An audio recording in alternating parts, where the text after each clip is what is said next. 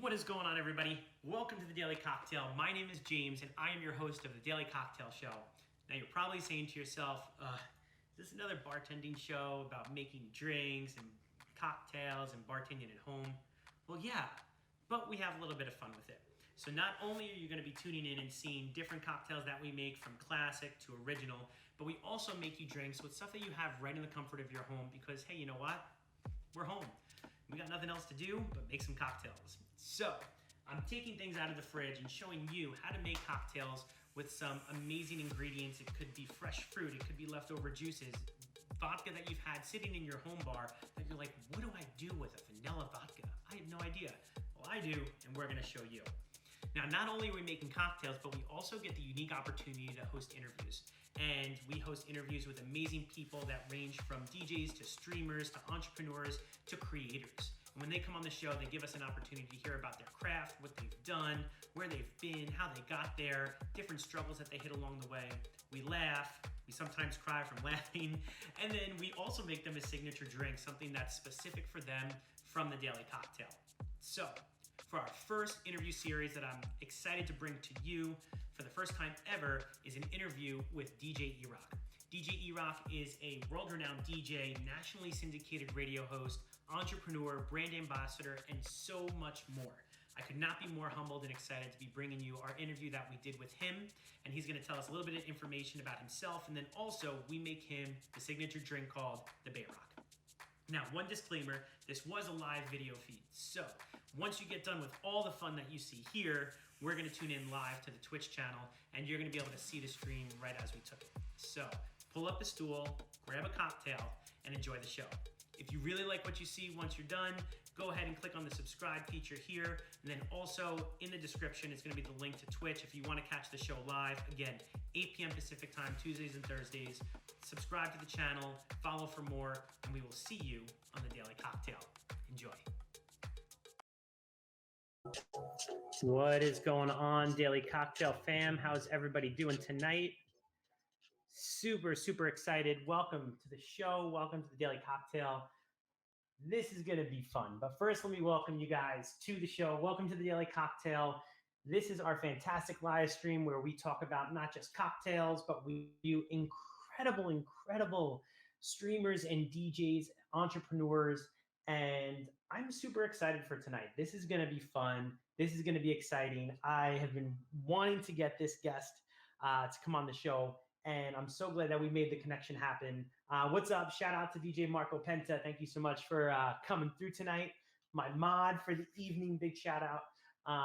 But man, I feel like it's been this awesome week. The energy this week, or at least yesterday too, just like so positive. There's so much stuff going on. So I'm feeling it. I want to get it out to everybody. What's up, Rick Wonder? Rick is in the chat. He's hanging. He's ready. We're going to be sipping on some Henny. I got the Remy tonight. I'm excited about that. We've got, so if you've seen any of the Instagram posts, if you follow on Instagram, you will see that tonight we have the incredible DJ-Erok on the show. And I need to tell you, I had to do homework tonight because, I mean, this guy's rap sheet, just absolutely incredible. And I read a recent article. I'm going to bring him on. He's chilling already in the room, and I don't want to leave him hanging in there for any longer. But I read something, and we're going to call him out on it too when he comes in. But just to lead up for tonight, because this is going to be something fun. This is going to be really amazing. And by the way, we've hit on the Daily Cocktail 500 followers. So what better time to bring on such an icon like DJ-Erok than with the 500th follower stream tonight. So super excited for that. But I want to read this out because this is just, this is awesome. And I love it.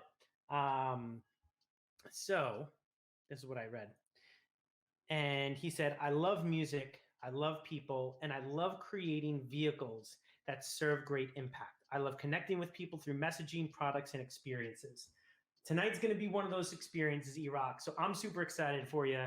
Let's bring him on. We're not going to wait any longer. Let's bring him in. There he is. DJ-Erok. What's up, brother?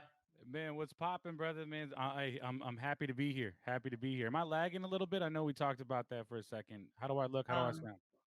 hold on. Let me check something really quick. I hate leaving screen, but hold on. I want to check to make sure it's nothing on my end. I don't see it, but I Every- think we're good. All I'm right, just checking can you my. hear me okay? If you can hear me I okay, can hear you. perfectly. I can hear you perfectly. Can you hear me? Yeah, my video's a little slow, but maybe All it's right. the green screen. Hold on, let me turn off the green screen real quick. Give me like 30 seconds. Yeah, yeah, yeah. Go for it. That might help out like the lag a little bit because it's lagging on my side. So Okay. There we go. Treezy in the house. What's up, Arcade? Man, we got Arcade in the house too. Oh, we got the heavy hitters here. I love it. Welcome everybody to the Daily Cocktail. All the new followers, any old followers. This is a super exciting stream for tonight. We've got DJ-Erok on stream, and we also are doing today marks the 500th follower stream tonight. So, um, super stoked for that. What do you? How's it look now? I think we're good now because I think the green screen was like over processing whatever I was pushing Ah, through. So yeah, we're good now. There's no lag at all. There's no lag at all. So awesome. here we are. Look at Here we this. Hold are. on, wait. I want to show you something. Look at this. Okay. Look what I got. There it is. I, Yeah. I lived in the Bay for a little over a year, and Okay. I also worked in the Bay Area for about 2 months back in like what was it, 2004 when they had the big hotel labor union strike. If Oh you were wow. up Yeah. there around then, I of course I lived there my whole entire life until 4 years ago. So I mean, I was up there and I was literally living out of the hotel, and it was just amazing. So we actually, all of us that were working, we all signed it, but we all got hats, and I'm like, I gotta wear the San Francisco hat for Erok tonight. I got to do it. well, I appreciate that. I worked for them for about a good 5 years, man. So I Really? did a lot of crazy things with them that was never really done in San Francisco, which I'm very very proud of. Like, we created their DJ program, helped I helped program a lot of music there. So like during like that 2000, the 2010s, Mhm. um, for those first like 5 6 years, man, like I served as a really good source of input for them for just trends in music and stuff like that. So if you went to like the ballpark and you Yeah. heard stuff like Martin Solveig or a Little John Out of Your Mind and stuff like Hmm. that, like that was all literally from the conversations I had with my good friend Joe Legaz, who was the guy that Nice. I created that program with. I also then I went to the 49ers with, and now we're doing the same thing season by season. So Oh, dude, that's amazing. I probably heard it because I was at the game when Matt Cain pitched his no hitter. yeah.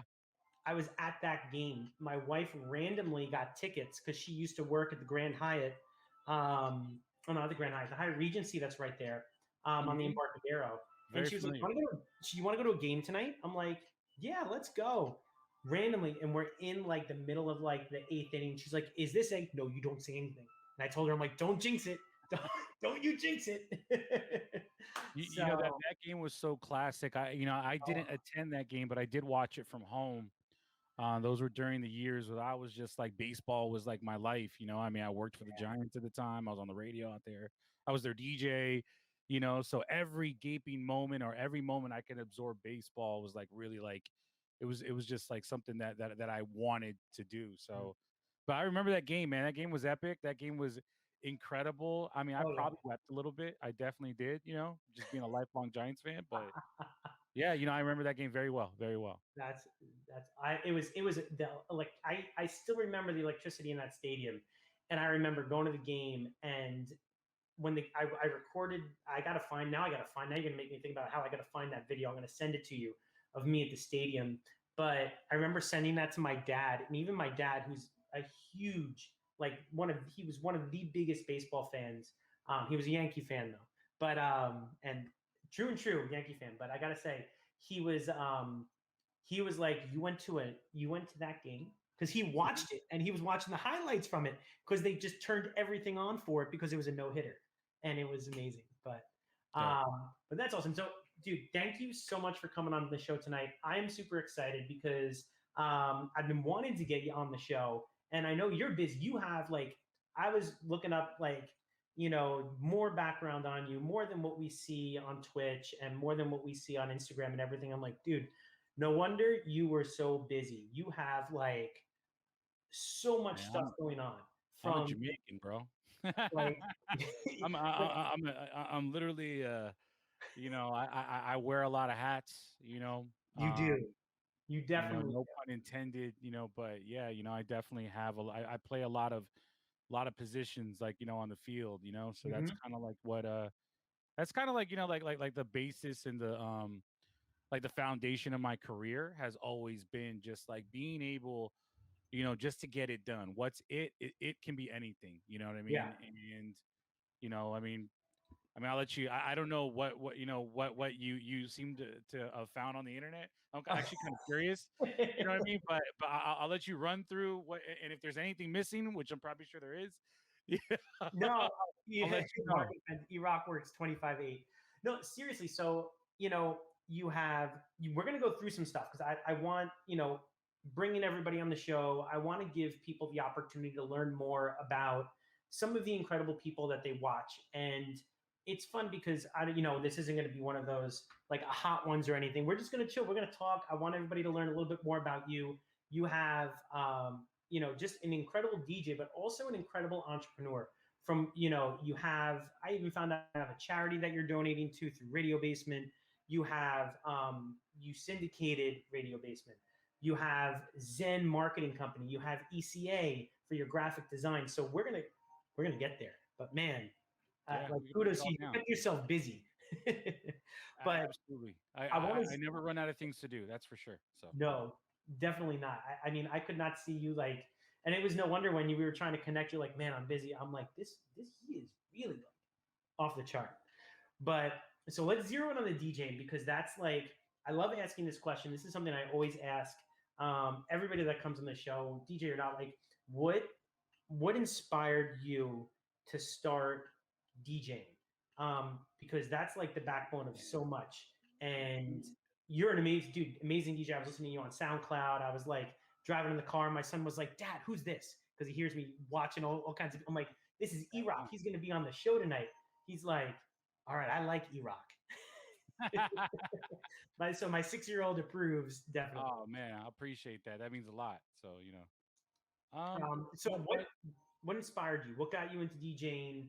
Give us a little background. Tell us the story of how Erok came to be.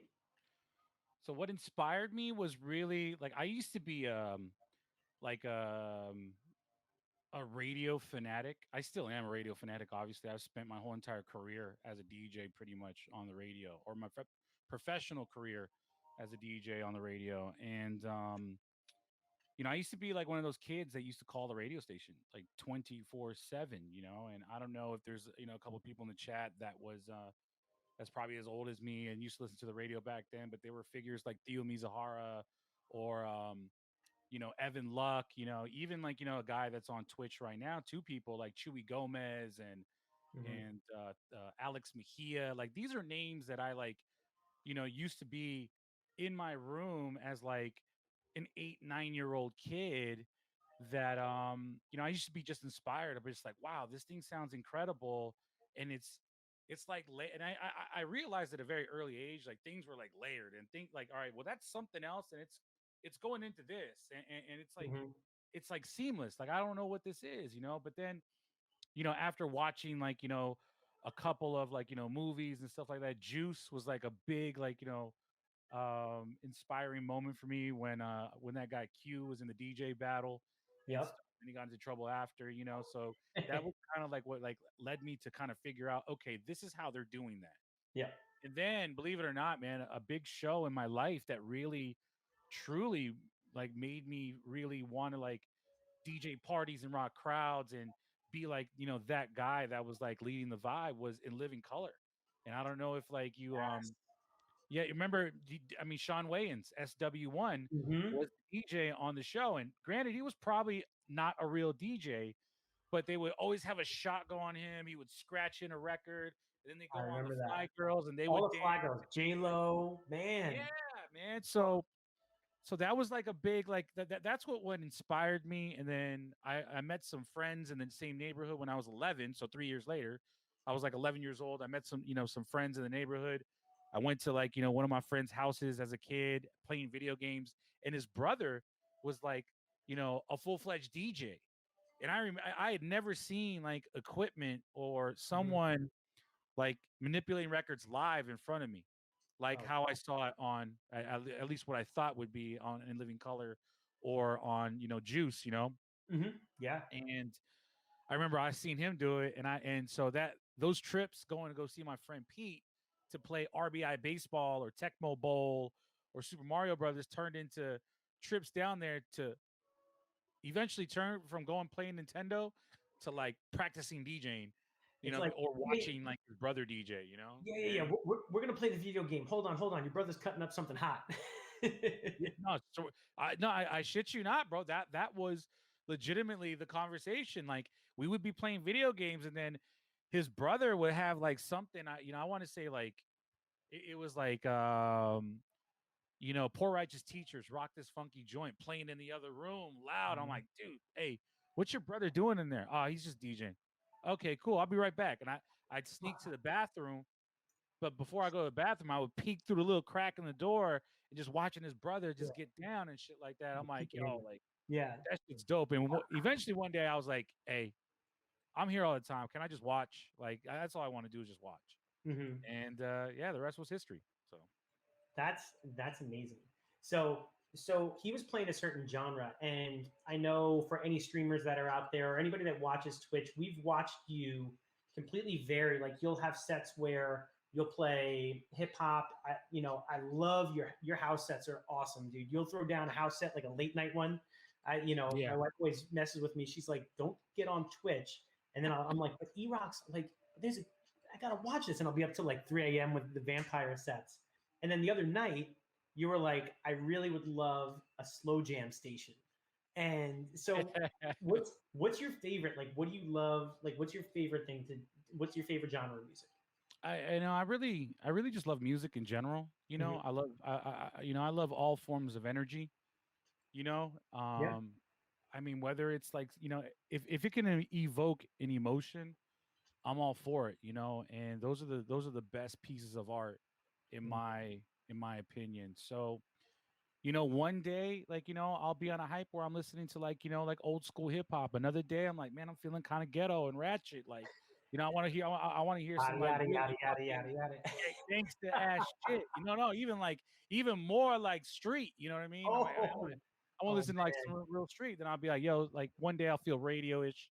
Another day I'll be like, yo, like I miss going to the club and feeling energy. I want to hear house music. Sometimes I'm, just feeling like I want to kind of take it back to the old school and listen to slow jams like how I used to hmm listen to the radio back in the day. Like remember dedications back then, when Oh we were growing man, up, calling the radio and sending those things I out, would man. do Come that. on. Well, Your like life's all my girlfriends, like yeah. I would always that was the make or break.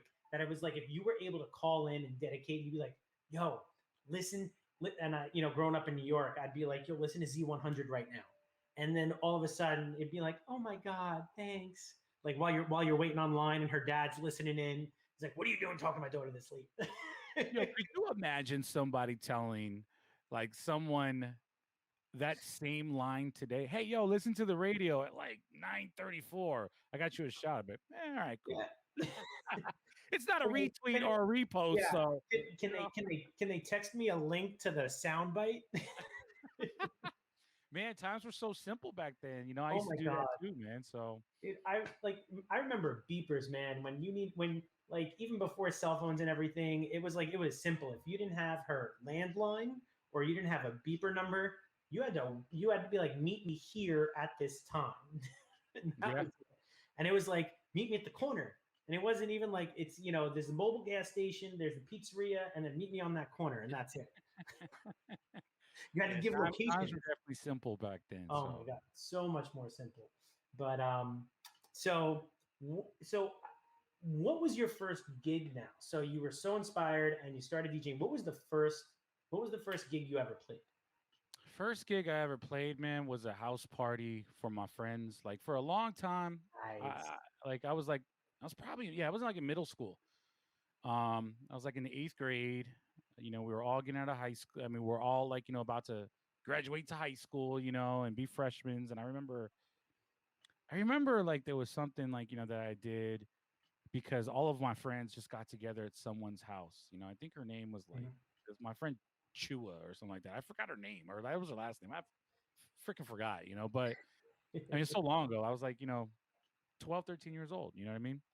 So, you know, we um we all got together, and then I remember one of my friends at the time was like, "Yo, like we're all here. Like, man, you should have brought your DJ equipment, and you should have just DJ, dude. We could have had like our own like little graduation party. It's like 20 people there. Yeah. So you know what I did, man? I literally left their house. They lived about a good like 3 miles away. I mean, back then, running 3 miles when you're like 13 years old, man, it's nothing. It's like I nothing. was gonna say, did you run? Did you have a bike? No, I ran, man. I Oh, you ran. ran. All So right. I had already been dropped off, so I ran back to my house. Right, I'm just like, drenched in sweat the whole entire night. My dad, God rest his soul, answers the door. He's like, "What the hell are you doing here? Like, I just dropped you off like 40 minutes ago." I was like, "Man, well, 5 minutes into like you dropping me off, like I ran back here. So like, because they want me to DJ it. So I literally packed up all my DJ equipment and I had an Iowa stereo. That was like my PA system. I didn't have a Oh microphone. I had a man. really basic like, setup. Mhm. And my dad, like, helped me put in the trunk and everything. I only had one crate of records, which was really pathetic. I was like, man, all right, I'll DJ a 4 hour party with one crate of records. With Like, one, I'm just I gonna do recut everything. We're just gonna bring this back. yo, yeah, we just kept on. It turned into me DJing for like an hour, then running through my records, and all my friends wanted to learn how to DJ and then try to DJ and then, destroy and deface my records because they didn't know how to handle them. No. That's what it turned into. But yeah, that was my first gig was like a house party in middle school. Mhm. And I did like school dances and proms and cotillions and debuts. I did like, and it's crazy. I forgot whose chat I was in, but out of every form or type of gig that I've had, I've only done one quinceañera, which is crazy. One, Only one, really?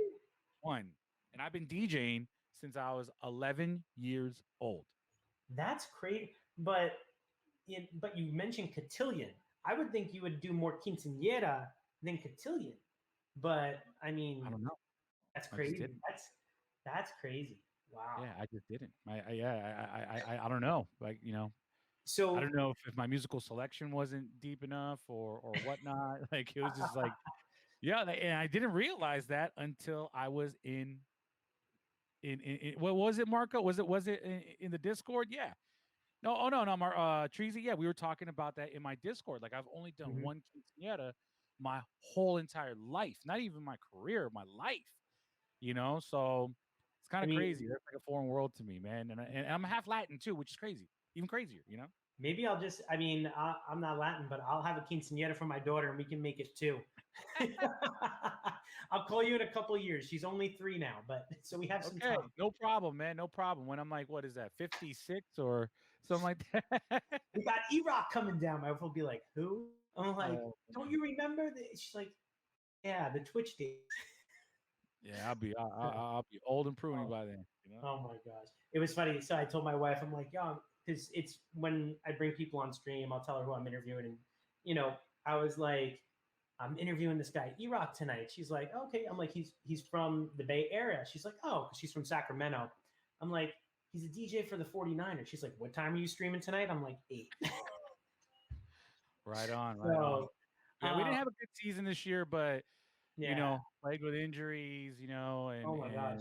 You guys, I think the you know, Niners recorded the most injuries in history. Like one of yeah, my man. cousins is a diehard 49er fan, like to the death. And he was talking to my wife. They were on speakerphone and we were talking. And he was like, yeah, the Niners set the record this year, which it breaks my heart because I grew up watching the legend. Like I grew up watching the Niners and the Cowboys go at it in Super Bowls. And, Hmm. you know, like, man, just, but it's okay. There's always next year, right?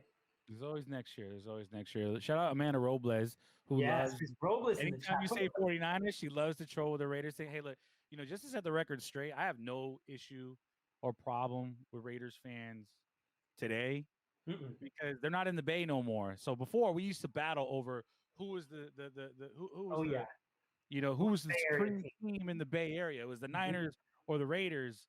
And another thing is like Las Vegas has always been like my second home, and it's Yeah. been my adopted home for 14, 15 years because of all the work I've done out there, all Mhm. my friends and whatnot. So them going to Vegas, like if they didn't go to Vegas, like I wouldn't really care. But them going to Vegas, like really allowed me to like really like embrace them because I seen what championships do to a city, Oh and gosh, when yeah. the Giants won three of them and the Warriors won two, Oh, like that amazing. was like everyone was so positive. We were all best friends, Hmm.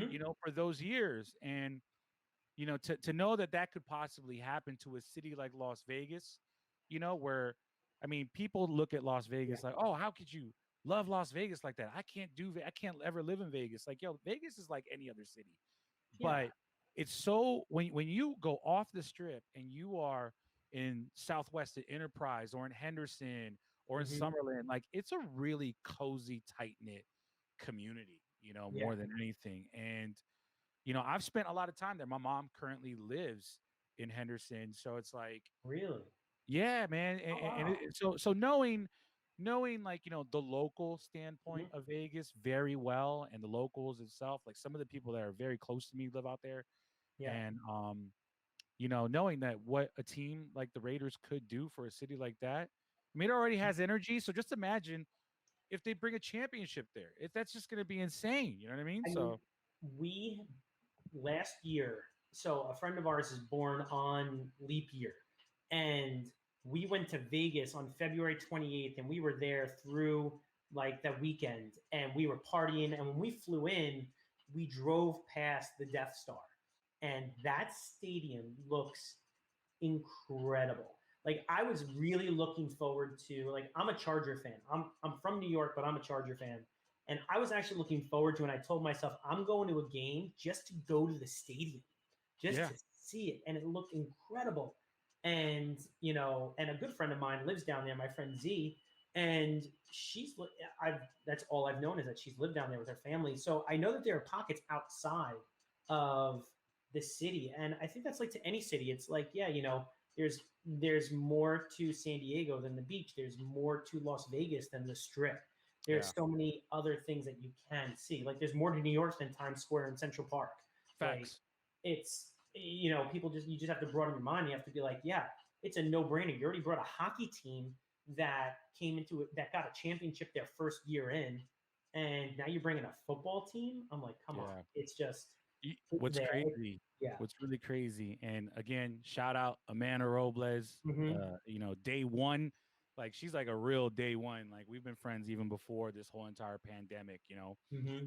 That's awesome. She's from San Jose, Okay. and the crazy thing is when we talk hockey, I religiously hated the Sharks for some No. oddly reason when I lived in the Bay, and I don't know why. I just could never watch hockey. I never wanted to go to a game. People always tell me the Shark Tank is freaking amazing, or yo, you've DJed for every sports team. Why don't you just take Mhm. over like the Sharks? I'm like, nah, I'm good. I don't know why, but it's Yeah, crazy the because Bay I Area actually doesn't have a hockey team. what was that? Bay Area doesn't have hockey. They do. It's the Sharks, but Yeah, see, yeah, San but Jose.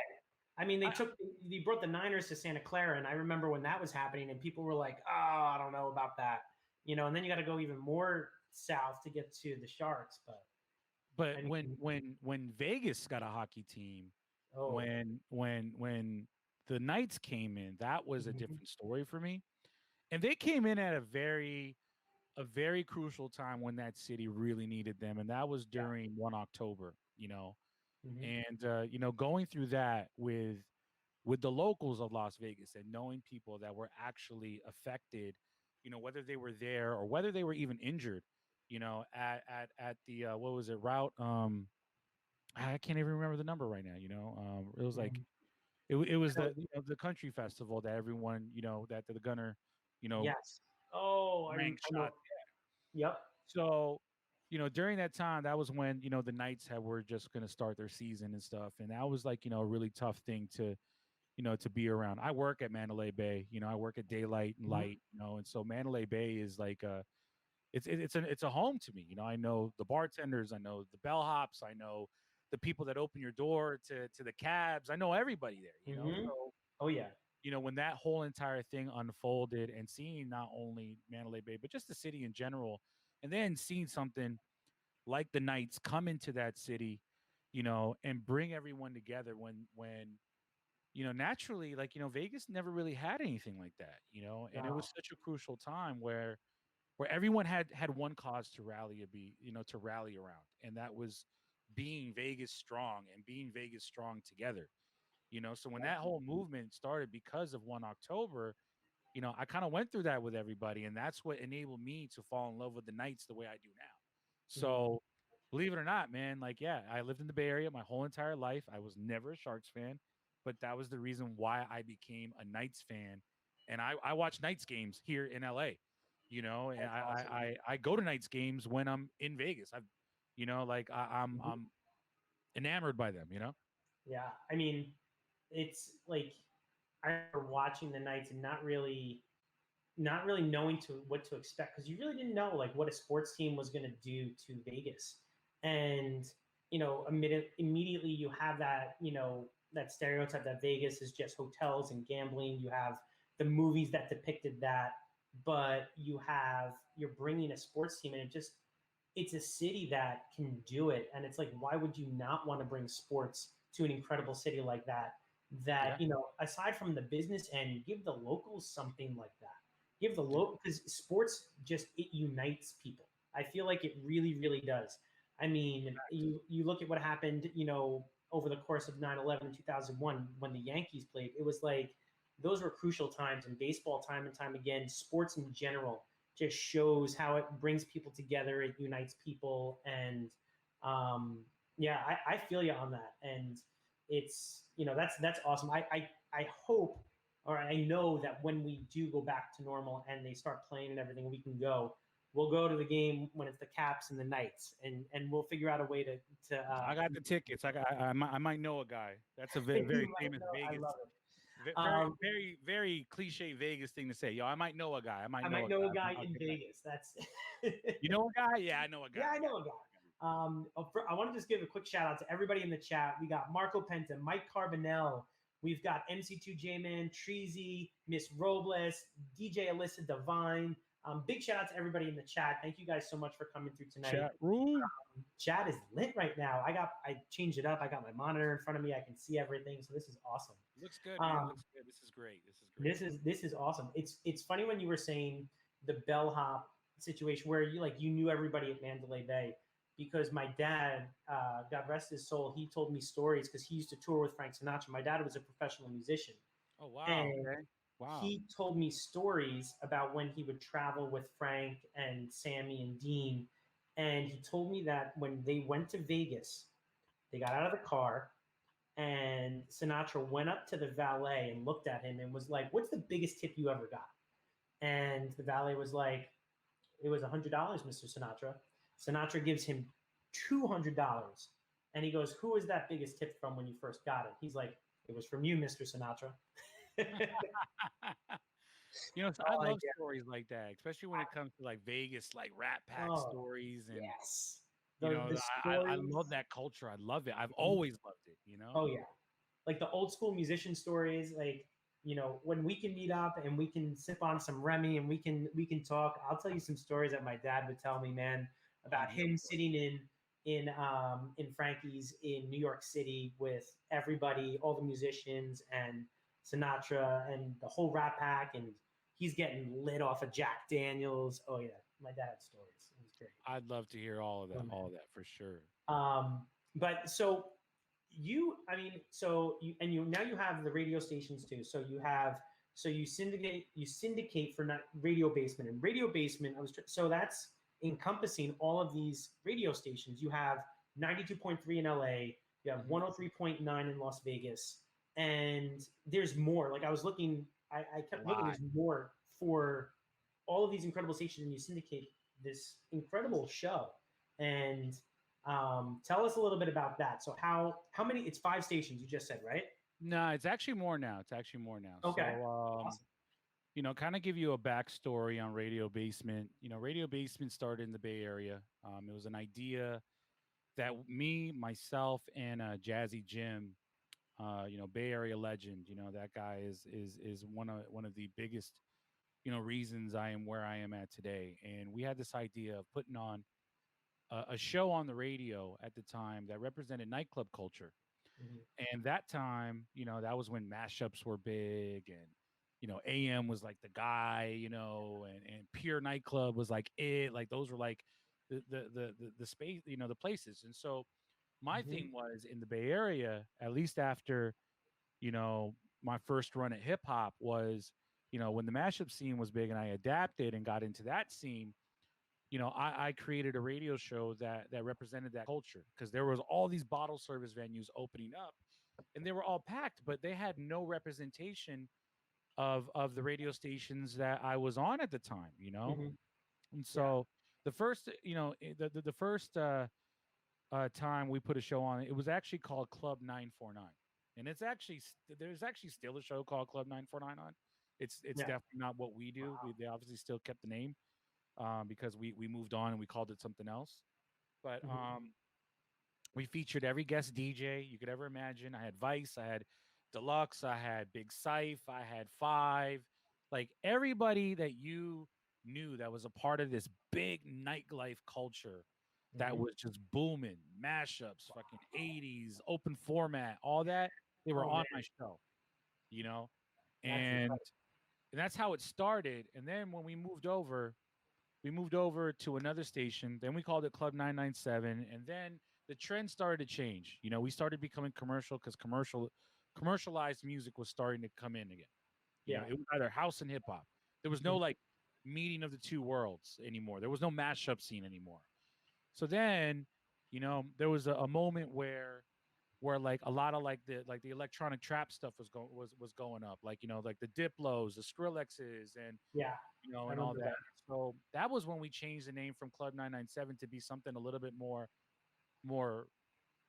I don't know. I just give it a little bit more of a wider range, like in what Hmm. just the way it sounded and branding wise. So I was like, I'm gonna call this the Basement, and then it went well. We ended up syndicating the show on our own, just by me calling friends that ran other radio stations, and we were on 3 stations at the time, and we played like literally like all like the stuff that encompassed like what nightclub culture was, which was hip hop Hmm. and EDM, and whenever they met in the middle with like the trappy stuff. Yeah. Then after a while, dude, this show has taken so many I flips love of I life. love it. You know? Then there's more. Then after doing the show for a while, and then when hip hop started really making a huge comeback, like I said, you only last in this business if you can constantly adapt. Yeah. If you don't adapt, man, you're left in the wind. Like that's it. I mean, shit. Look at 2020. God, talk Yeah, about adapting and pivoting and any other turn word you want to use. yeah, man. So then, and here's a good fun fact too, and I want to make sure that I say this one because whenever I explain the history of the Basement, the first real resident DJ or my first DJ on the show Hmm. was Miles Medina. What?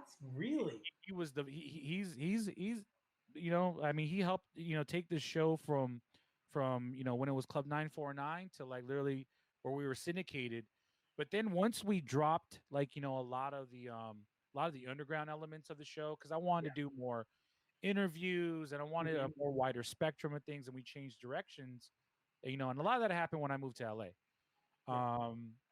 I got on Power 106, and then at that time, like, I figured out like, all right, if I wanted something that was gonna like really reach the masses, I needed to have something that's really mass appeal, based. And then we dropped all of the dance stuff, and then we went just pretty much like, a very commercialized, like, cool kid hip hop type of Hmm. like, show. We were already playing like a lot of the cool kid hip hop with like all the EDM trap and stuff like that.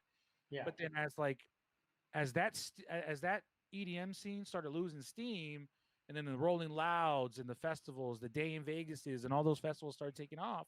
And even when I saw EDC get like Yeah. Metro Boomin and Khaled, to headline their hip hop stages. It's like, Mhm. all right, maybe I should, adapt again. So I mean, I was that's here, yeah, I was here in LA for I've been here in LA for 4 years, and the show didn't get picked up on Power 106, unfortunately, but by the good graces of God, like iHeart called me, and it was right before pandemic. It was in December. We were negotiating a deal to be on in LA, and I signed on February 24th.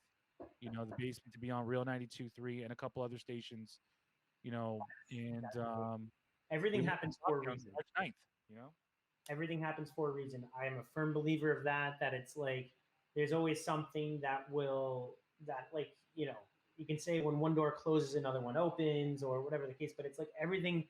I feel like things happen for a reason. I mean, it's inevitable how some things work out. But that's It's a it that's was great. definitely life changing too. Yeah. Like, I think if pandemic never happened at that time, I was on the road heavy.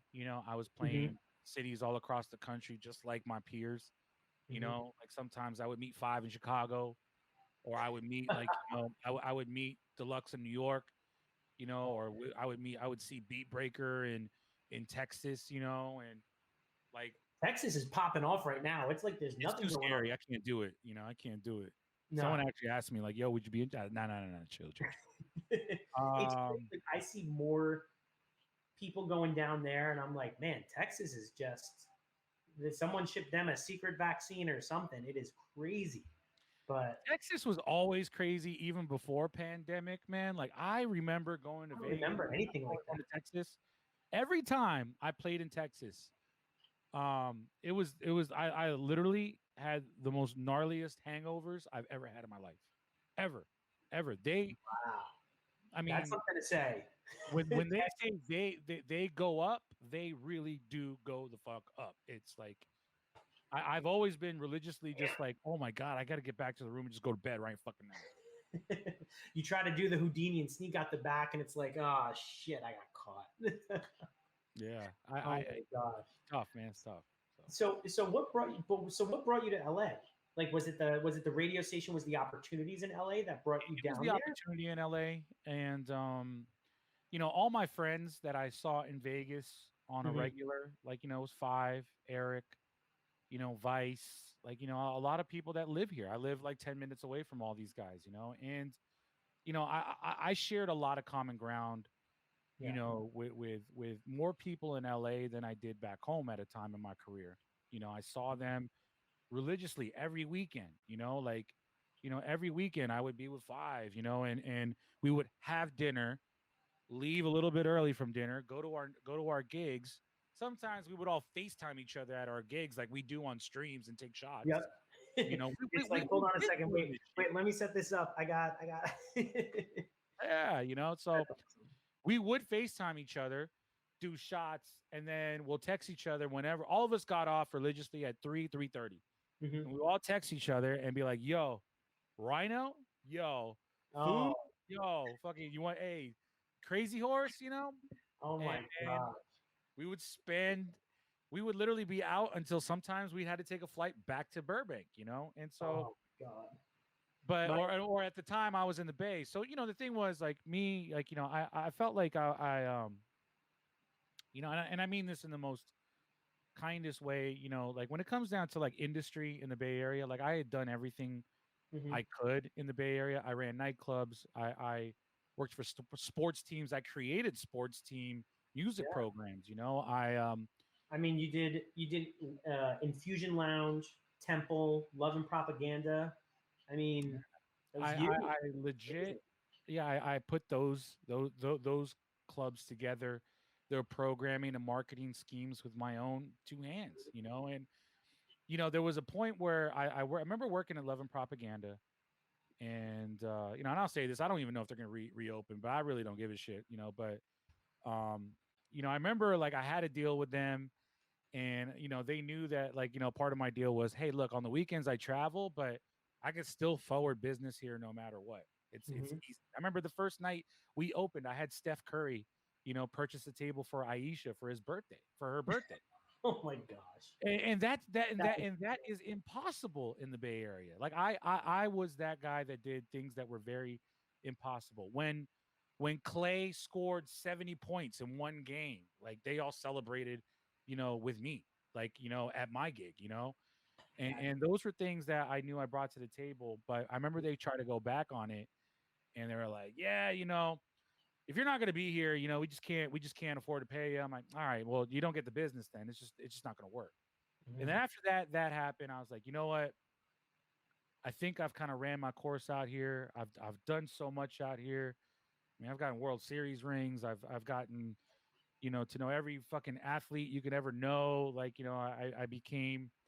I mean, I used to even do events for Gavin Newsom. At one point, when he was still Wow. mayor of San Francisco, like he did private events at Infusion. So it's Yeah. like I was like, yo, am I going to continue to do that and do it all over again, or am I going to start something new?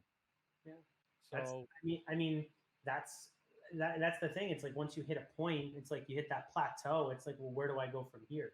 So do you want to do that in LA? Do you want to open up like a nightclub? Do you want to open up a lounge? Do I you want to do do, something like that? I do, and I think it is a part of the bigger picture.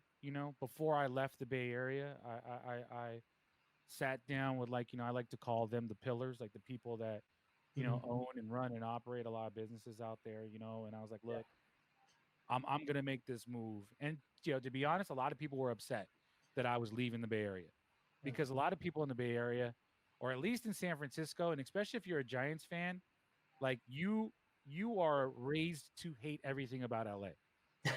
I don't. I mean, now that I've lived here for almost, for 4 years, I don't understand it anymore. I used to be one of those guys. Now I'm like, yo, this is the best thing I ever did in my life. But I sat down I with a mean, lot of the same thing people. about New York and Boston. If you're a Yankee fan, you hate everything that comes out of Boston, no Yeah, matter what. yeah. Anything, you just no. So I think, like,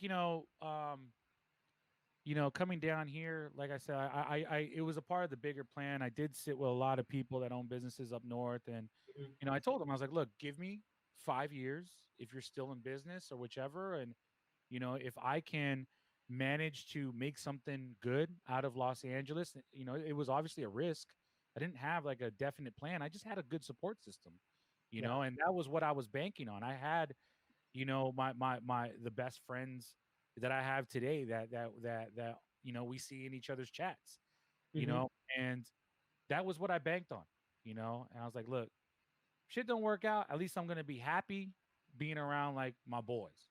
Yeah. And they, like that's the most that I can really be very, very happy for. And everything else is just like, extra, 100%. And you guys, like, you can see that, and that's something that's the fun part about the streams. It's everything that you're talking about, this camaraderie, and the club and the HMC guys. Your Vice Five, um, Deluxe. You have these guys, and you guys are so close. These are the kind of things we wouldn't have seen if it wasn't for Twitch. Like how close all of you really are. Yeah. It's unless we knew you, unless I knew you and we hung out, or I came to one of your gigs and I saw everybody. Like it's just, and I feel like that's a little bit part of the discovery too. It's like you learn so much more about people now, not just from social media, but from what you can see. And I think that's been a great part about Twitch too, because it's one thing when you'll watch Five, and then you'll watch Eric and Five, and then then we see you in the chat, and then they raid Yeah. into you, and we're sitting with you, and then you go to like it's just like a round robin, and it's just so awesome to see all of that and that camaraderie. And that's how I grew up with all my DJ friends in New York. I got Rick Wonder in the chat. I just recently met Marco Penta, Chachi, and all those guys. Okay. Like Where? you knew them. Like if you Yeah. were in with one of them, you were in with all of them. Like Marty Rock was in here too a second ago, and I mean Marty Rock I just met, and the guy called me on my birthday and FaceTimed me, and I'm like, dude, he's like, yo B, that's how I am. I'm like, you in now. I'm like, all right. But that's camaraderie. That's awesome. I love seeing that. That's great. Um, That's the camaraderie. I mean, what you see on streams as kind of like how it's always been, mhm. like even before pandemic. Like I said, like, we I mean, you see us all FaceTime each other and take shots with each other. We've been doing that since our gigs in Hmm. real life. I Before would be at Twitch. life, and Wow. Eric would be at Tao, and I would literally FaceTime James. James would answer, and then fucking James would put the phone in front of Eric, and we would take a shot, and then we would text each other like, "Yo, where we going after?" Which is kind of like the same thing on Twitch. It's like, yo, we're FaceTiming each other in each other's streams, in Yep. each other's chats, and then we end up going to somebody else's chat, FaceTiming them. Then they end up then they end up rating me. So like the way and it's crazy because the way I sold like Twitch to my friends was like, yo, it's kind of like Vegas. It is. It It kind of is. is. It really They're like, is. really? And it is. It is.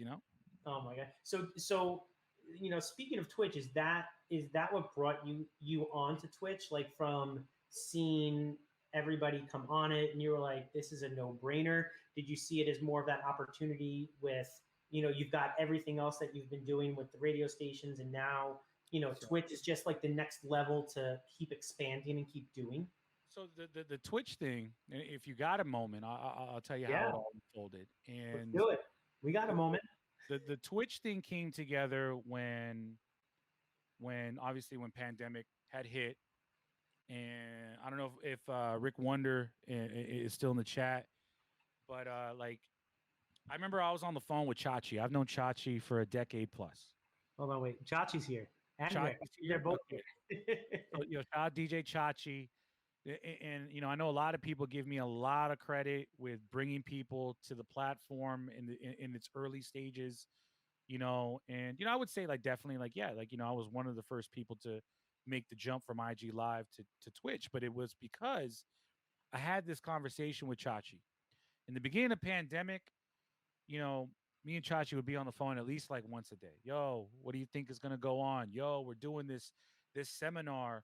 And Chachi, by the way, man, that seminar that you threw, that Zoom call, Chachi had like a Zoom call with like 100 DJs from all around the country, and he had his financial guy on it, and they were talking about what to do and what you qualify for during the pandemic, like SBA loans and paycheck protection and stuff like that.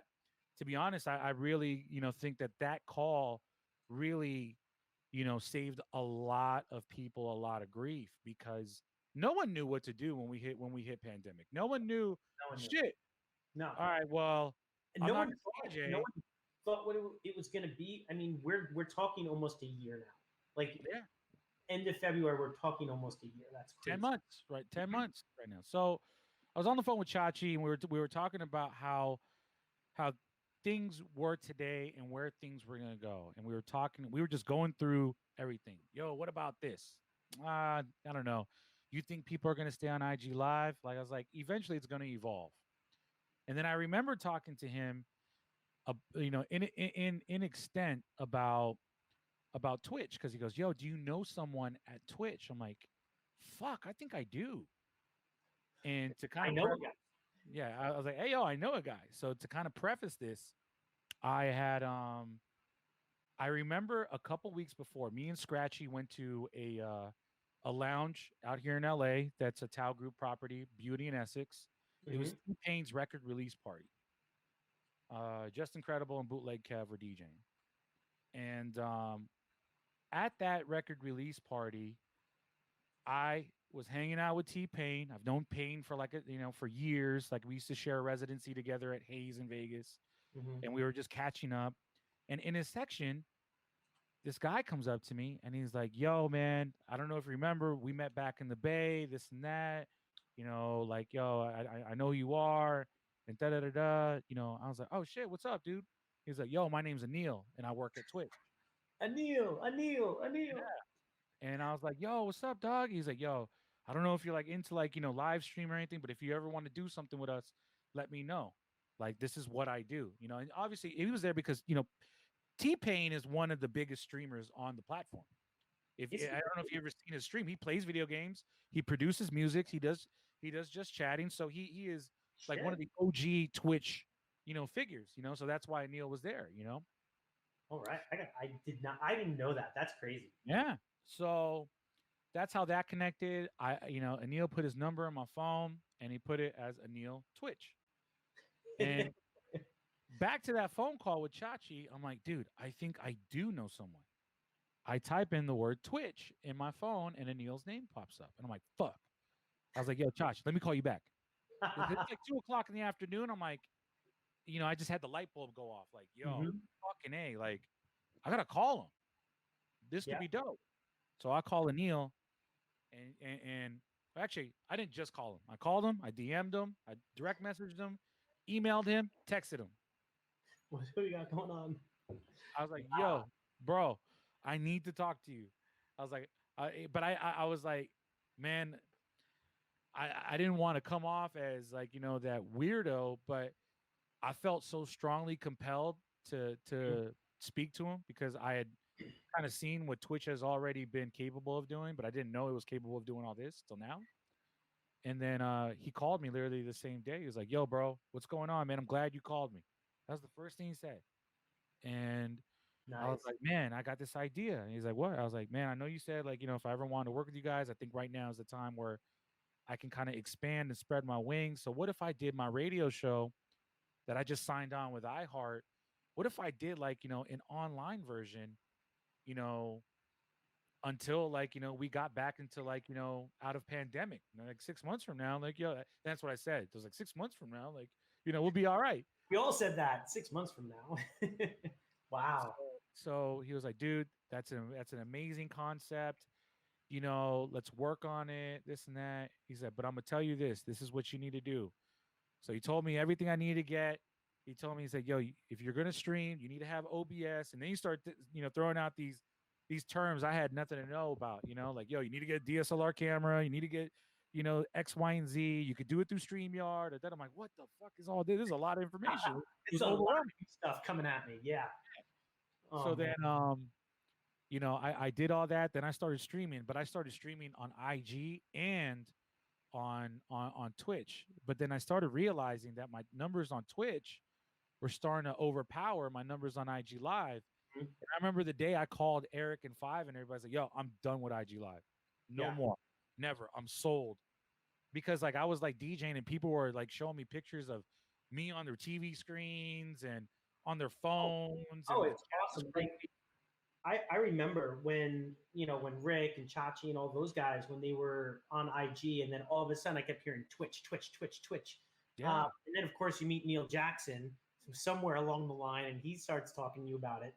But I love it. I put like in the morning when I wake up in the morning, I'll put Neil on the TV while I'm making my coffee and doing everything, and then when I'm home with the kids, I'll put somebody. It's just and it's right there, and it's like I don't I hate saying this, I don't turn on mainstream radio anymore.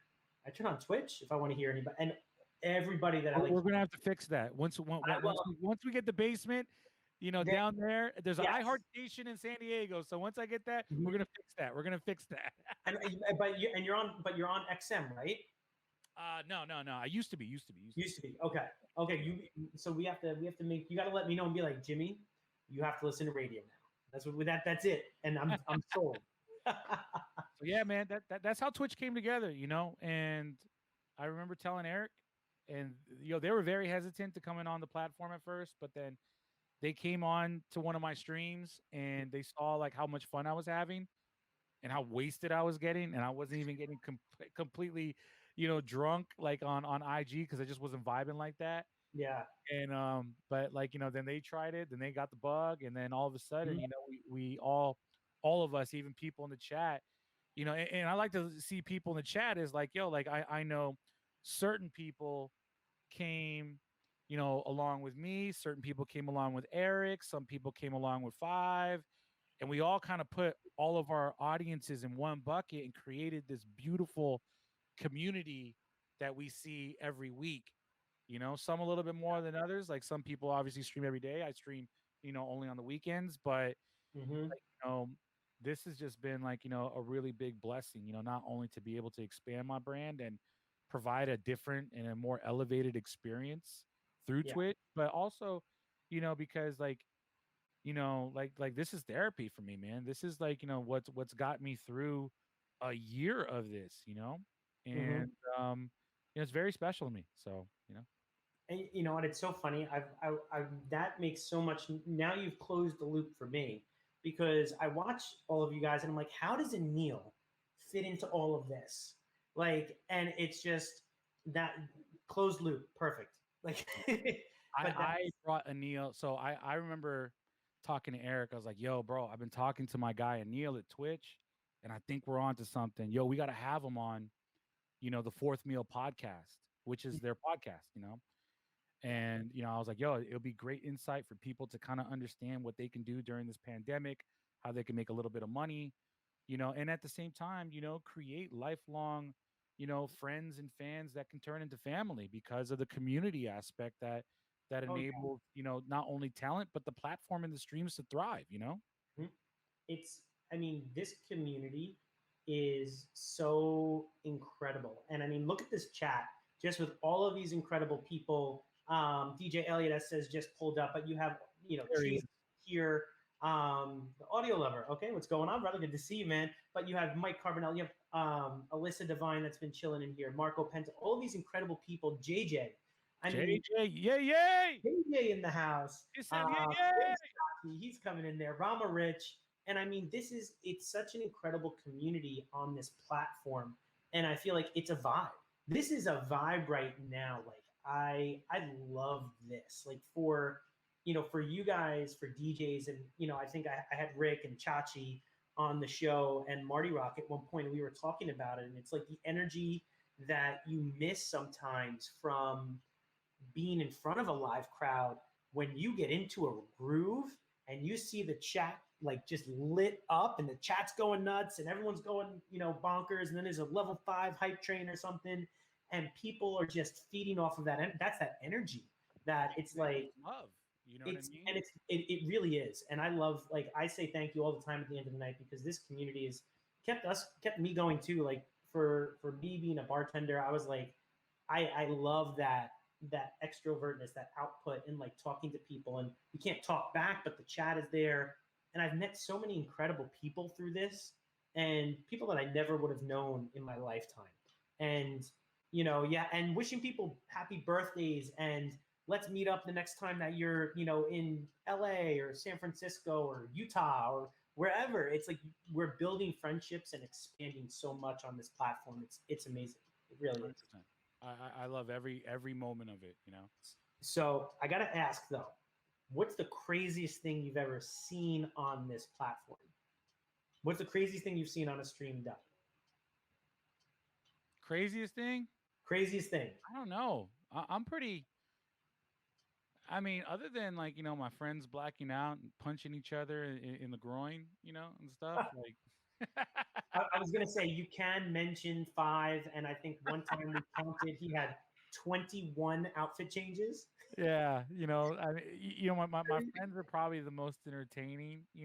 I'm very conservative when it comes to certain things. And like I have this mechanism in my head for some reason when I black out, I just like end everything. Like I remember in Vegas when I used to black out, I would religiously always end up in my room alone, fully clothed on my bed with all like my watch, my bracelet, my necklace on, and everything. And I'd be like, God damn, like, how the fuck do I end up here all the time? I remember blacking out and it was like 6 in the morning, but I'm in bed safe. Sometimes with my backpack on, which is crazy. I've done Okay, that's crazy. um Crash, boom. but so like, but I don't know. I haven't really seen too many crazy things because I feel like this is like I feel like the energy and especially the streams that I'm in, like I'm a big fan of like my brother Ever streams and his Demon Hours joints are like Ooh. probably some of the most like best times I've had during pandemic, because the energy and I'm a real music lover. Mm-hmm. So I mean, I don't know. Well, maybe it's like it might maybe what's crazy to me is like outlandish to somebody else because I've been in Vegas for 14 years. Yeah. But I don't know. I mean, shit, we watched, Eric and Five Blackout the last like 3-4 days. You know what I mean? And they do some crazy shit. I mean, And people are last like, no, it's crazy. I'm like, man, I've seen that for 14 years. night. That's everyday life for us. Yeah, I've seen 5 shirtless like fucking half my life. Pause, Yeah, you know. I mean, you probably when he has a shirt on, you're probably like, this is weird. I mean, he used to have his shirt off back in real life, like that. I mean, it's very cohesive, Yeah. from in real life Mhm. and stream life. You know what I mean? So And I mean, and that's the fun thing. It's like, and that's why I love doing the show and bringing people on, because there's personalities that are out there for everybody, and you see a part of it on stream, but then you get to talk more about it with people and find out more about, like, when Five was on and we were talking about, his when he would travel, he loves Japan and his love of food and fashion. I love Like, Japan. that's what I love about this part of the show and doing this, aside from making drinks, which we're going to make next. We got to make a cocktail. Someone, Marco asked, what are we drinking? That it's, and black, and speaking of blackouts too, I mean, it's something where we get to find out more about people, and I love it. It's just, this is the fun part, and just the chat and the convo and having a good time, definitely. So, all right. So I got to make you drinks. So I was trying to think of something to make you with cognac with Remy, um, because you're sponsored by Remy, correct? Yeah. So I've been So, a Remy brand ambassador since December 15. No, fuck, maybe longer. wow. Probably I think like I don't know. I think like the probably like the first maybe in summer. I don't know. I done forgot. I just know I've drank a lot of bottles of Remy on stream and I remember when you were on and you were, I think it was pre or post being sick. You're like, Jimmy, I haven't gotten my shipment, because you were drinking something besides Remy, and I remember always seeing that on your screen. I'm like, what are you drinking right now? That's not what you drink. And he's like, I need to get my re-up. I don't know what it was. I think it was just I think I was just drinking wine. So Oh my god. Yeah, I I think it was drank one. wine, Remy, and I still actually have a lot of Corona seltzers in my fridge that I haven't touched in a while. So All oh, right. Japanese whiskey, JJ, absolutely Japanese whiskey. Oh, that's right. That's what it was. It was the Centauri. Yeah. I remember that. There you go. Thank You you. know what? You're a JJ bartender. You could probably answer this question. Yeah. Which was crazy. So I drank that Centauri that night. I opened it, right, Hmm. and it didn't taste bad. 2 days later, right, and I kept it out, and it was just literally like right here on the side. I kept it out, and I remember taking a shot of it, and I was like, God damn, I only opened it like 2 days ago, and this shit tastes spoiled as fuck. Is that something that happens to that brand, or was I given like a Fugazi bottle or something like that? Or I mean, it could be because, I mean, I have a bottle of Centauri that's been sitting there for a little while, yeah, and I mean, and I have a bottle of Hibiki on my bar too, and I could take a shot and it's going to taste exactly the same. I mean, people also taste differently. Rick and I were talking about this last week because Rick's super into bourbons, and the way that he'll taste something is going to be different from mine. And Japanese whiskeys are very different in how they're made, and it's just a palate thing. You could have gotten, could you have gotten a bad bottle? Maybe, but it was like spoiled like, like 2 days after. It was really weird. It was just I like mean, and when you're drinking one thing to the next, if you always heavily drink something and then you switch it up, especially in a like family, like you have your cognac, your brandy, your bourbon, your whiskey, you're gonna change things up a little bit for your palate, and it's gonna be like, what the fuck? What's this? yeah.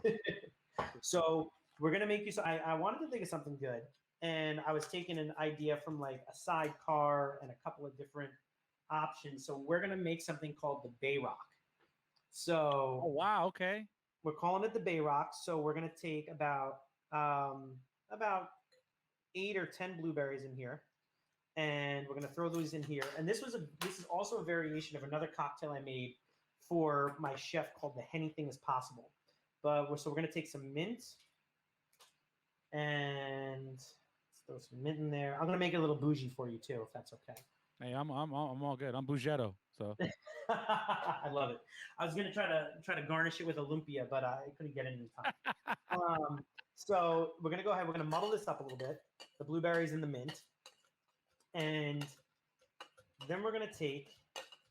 There we go. Don't have to do too much with blueberries and mint. We're gonna take. This is Banana Giffard. So this is a premium banana liqueur. and it's a little bit thicker. So this is going to be a very spirit forward cocktail. There's no simple syrup. This is just straight up the cognac, this liqueur, and a little bit of lemon juice we're going to put in here too. So we're going to put an ounce of this Banana Giffard in here. Okay. Then we're going to do a little bit of lemon. Oh, shit. My lemon goes flying. All right. A little bit of lemon. Squeeze it. There we go. And yeah, I was like, what am I going to make for Erok? I'm like, I got to make something tasty for him that he's going to maybe make one day. And I'm going to send you this recipe too. And the recipe will be, I'll post it up too for everybody. For sure. We'll promote it, man. For sure. Oh yeah. I want people to like. And then, so that's about the first time that someone's ever made like a drink like named after me and like that has like, encompasses like, parts of my identity. To be honest, man, I'm like a very big pause before anybody in the chat fucking wants to say some shit. I'm a very big fan of bananas. So score. I love it. I love like bananas and whatnot. Super pause, by the way.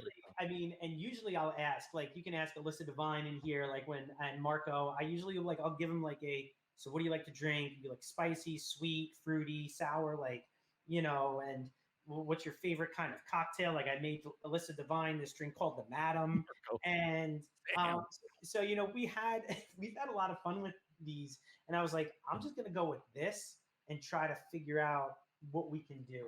So, all right. So we have muddled blueberries and mint. We used an ounce of the Banana Giffard, 3/4 of an ounce of lemon juice, and we're going to do 2 ounces of Remy. That's the VSOP right there, right? This is the VSOP. Oh yeah. Good. My buddy, the Keg and Bottle, right around the corner from me. I ran out of VSOP already, man. I run through that so fast. I do. Ask JJ and some of the people in the chat. Like I was on a mission this past weekend, and then when it came to, remember I hit you earlier today. I was like, don't hate me. I don't have any more Remy. I didn't realize I ran through all my Remy. It's so funny. You messaged me that, and I'm like on a hunt to like I left work early to go to the liquor store to make sure that I would get this to make a drink because like all day I was like, man, I'm trying to think of this. Like, what am I going to do? What am I going to do? And shout out Rama Rich. That's so true. We are so conditioned now to say pause. And I swear there is a Twitch language. Like if you say crumbly to somebody or pause or something outside of like people that might do Twitch or stream or anything, people have no idea what we're talking about. There's a whole other like world of Twitch that I don't think people in our music space, in our music category, don't really see too much. Oh, like there's like a whole new other language like Pog, PogChamp, Poggers, and stuff like that I'm like not familiar with. I'm like, I don't know what this is, but we should probably think about with us, like what's pause, what's crumbly, what's oh yeah, what's the echo, like All right, so shake this up.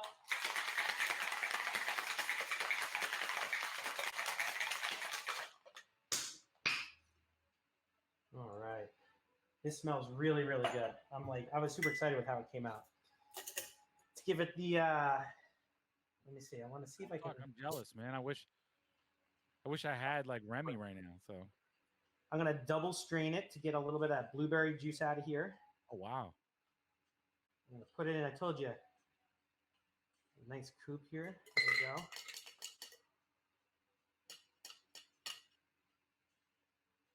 There we go. All right. The Bay-Rock. I'm going to take a mint sprig, swoop it around there, and drop it right in the middle for you. Oh, wow. There it is. The Bay-Rock. Look at that. That's amazing. That's incredible. Pretty, buddy. Man, cheers. We're gonna give it the daily cocktail taste. Hold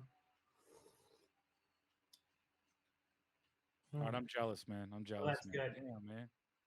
Oh yeah. That's it's really, it actually is really, it's like refreshing almost. I wanted to think of something because I know, you've got Body Armor too, and I'm like, man, I don't want to just make him something straight up. I want to make him something like refreshing, and I'm glad I hit the nail on the head with the banana. So yeah, no, you hit it on the head with that. You hit it on the head with that. Awesome. All right. Well, I'm going to send you this recipe, and Please send me this video too. So oh, I, I, 100%. I yeah, I definitely want to show like Remy Martin that we did this. So Oh, you know, yes. Awesome. I love it. for So I sure. got to ask you now. We're going to do a daily cocktail special. We do something called the Fast Five. All right, Now, these are questions like right off the top of your head. We want to ask you these. First thing that comes to mind, and we're going to go with it. let's go. All right. Number one, what is your go-to late night snack? Go to late night snack. Mm-hmm. Um, damn, it's kind of weird. You ready for this? Go for it. Seaweed, Ooh, okay. Like dry seaweed or like a dry seaweed salad? seaweed, dry seaweed. Okay. Dude. I don't know why. Like I, we have like a lot of it. You know what I Mhm. mean? It's healthy. You know, Kirkland dry seaweed. You know, that's another thing too. JJ kind of hit that on the it. Kind of nailed that right there. Onions and eggs would be number two. Onions and eggs. I do. Okay. I fucking love onions. I love onions. I don't want. I won't eat them. Well, I will eat them with eggs. Like if I eat like a an omelet or something like that. Yep. But I mean, yeah, I'd say my go-to snack is definitely seaweed. Not seaweed chips, but a little Kirkland seaweed sheets. okay, I was gonna say Yeah. because Trader Joe's does them, and we're a big fan on the Daily Cocktail of the Kirkland brand. We are. Oh, I love Kirkland, man. I They're love. they're on Yeho, and I mean Vice proved that with his blind tequila test, and then I have the regular tequila in here, and I mean hell, I get Costco once I a want to week. try that. I haven't tried it yet. I haven't. I want to try it for sure. So Ooh, okay. All right. Number two, one thing in your home that must be neat or clean and organized at all times. man, must be clean and neat and organized at all times, man. And you're asking me that when the first thing when I asked myself what I was gonna do today, I was like, man, I'm gonna do some wire management and like clean up around here because everything's so disorderly in my house right now. Just because I've left like once in the last like week and a half. I'd say probably the kitchen, Kitchen. Okay. the kitchen, because everywhere else right now in my home, other than the bedroom, but like, my office is a little catastrophic right now. Mhm. Wish I could show you guys my little video game nook is like very catastrophic right now. You know, You were getting uh, down on Fortnite last night. You and Anil were cutting it up. dude, I'm a big like fan of playing Fortnite and just video games in general. So Mhm. so yeah, I would say probably the kitchen. Kitchen. It's kind of Okay. cliche, but yeah. You and Neil would get along very well. I asked Neil this when I asked Neil this. He's like, the kitchen. I can't have dishes in my sink. Everything's got to be clean. Yeah, for sure. All right, number three. This has been a controversial one. Apple Music or Spotify? Apple Music. Okay. I have both, and Yeah. so I use Apple Music by default if I know what I want, Hmm. right? Or if I just just like my go-to. But if I want to like go to like curated lists and whatnot, I go to Spotify because I like I mean I do a lot of homework on like Rap Caviar, Hmm. Yeah. um, just like a lot of those like very like trend-setting playlists, just so I know what's going on, like in the DSP world. You know what I mean? So Apple Definitely. Music, those I would pick if you were to ask me which one I would cut off, I would cut off Spotify before Apple Music. Interesting. I mean, and that's something that it's to hear that it can go. We've heard it go both ways, and someone alluded to Apple Music is like digging in the crates. Like they don't just give you everything, and you have to go and like you have to look If you for it. know what to dig, it's amazing. You know what I mean? So Mhm. yeah. All right, number four, muffins. Do you eat the whole thing, or do you just eat the top? Just the top, Just the top. All right. just All the right. top. Number five, sip or shot? Shot. That's an easy one. Cheers to that. There you That's go. an easy one. That's an easy one. That is a definite easy one right there. Definitely shot, 100%. And I Man. think I proved that this weekend for JJ's birthday. So definitely shot for sure. Oh my gosh, that's awesome. So I started off with this and I opened up with this. You posted a really, really well written article um, on narrative. Like they did a great job on you. And you said at the end of the day, my biggest accomplishment would be constantly surpassing goals that I never ever thought that I'd ever reach over and over again by having a never settle attitude. And then it ends with you saying, I love music, I love people, and I love creating vehicles that serve great impact. I love connecting with people through messaging, products, and experiences. Um, I, I truly have to say, like, you definitely have that embodiment when have you been talking to all of us tonight, and this has been an experience. I know for me, for the chat, for everybody. Thank you. What would you say? Like, what's been your driving like goal for now going into 2021? Like, what do you, with all of this, what are you taking into this new year, and what goals and hurdles do you want to overcome next? I think like when we got into this pandemic, when we figured out that it was going to be longer than that 2 week than those first 2 weeks that we initially thought it would be, and we thought, all right, 3 months, then 6 months, 7 months. Here we are, month number 10. Mm-hmm. When I realized that, all right, we're going to be indoors for a while. This is going to get worse before it's going to get better.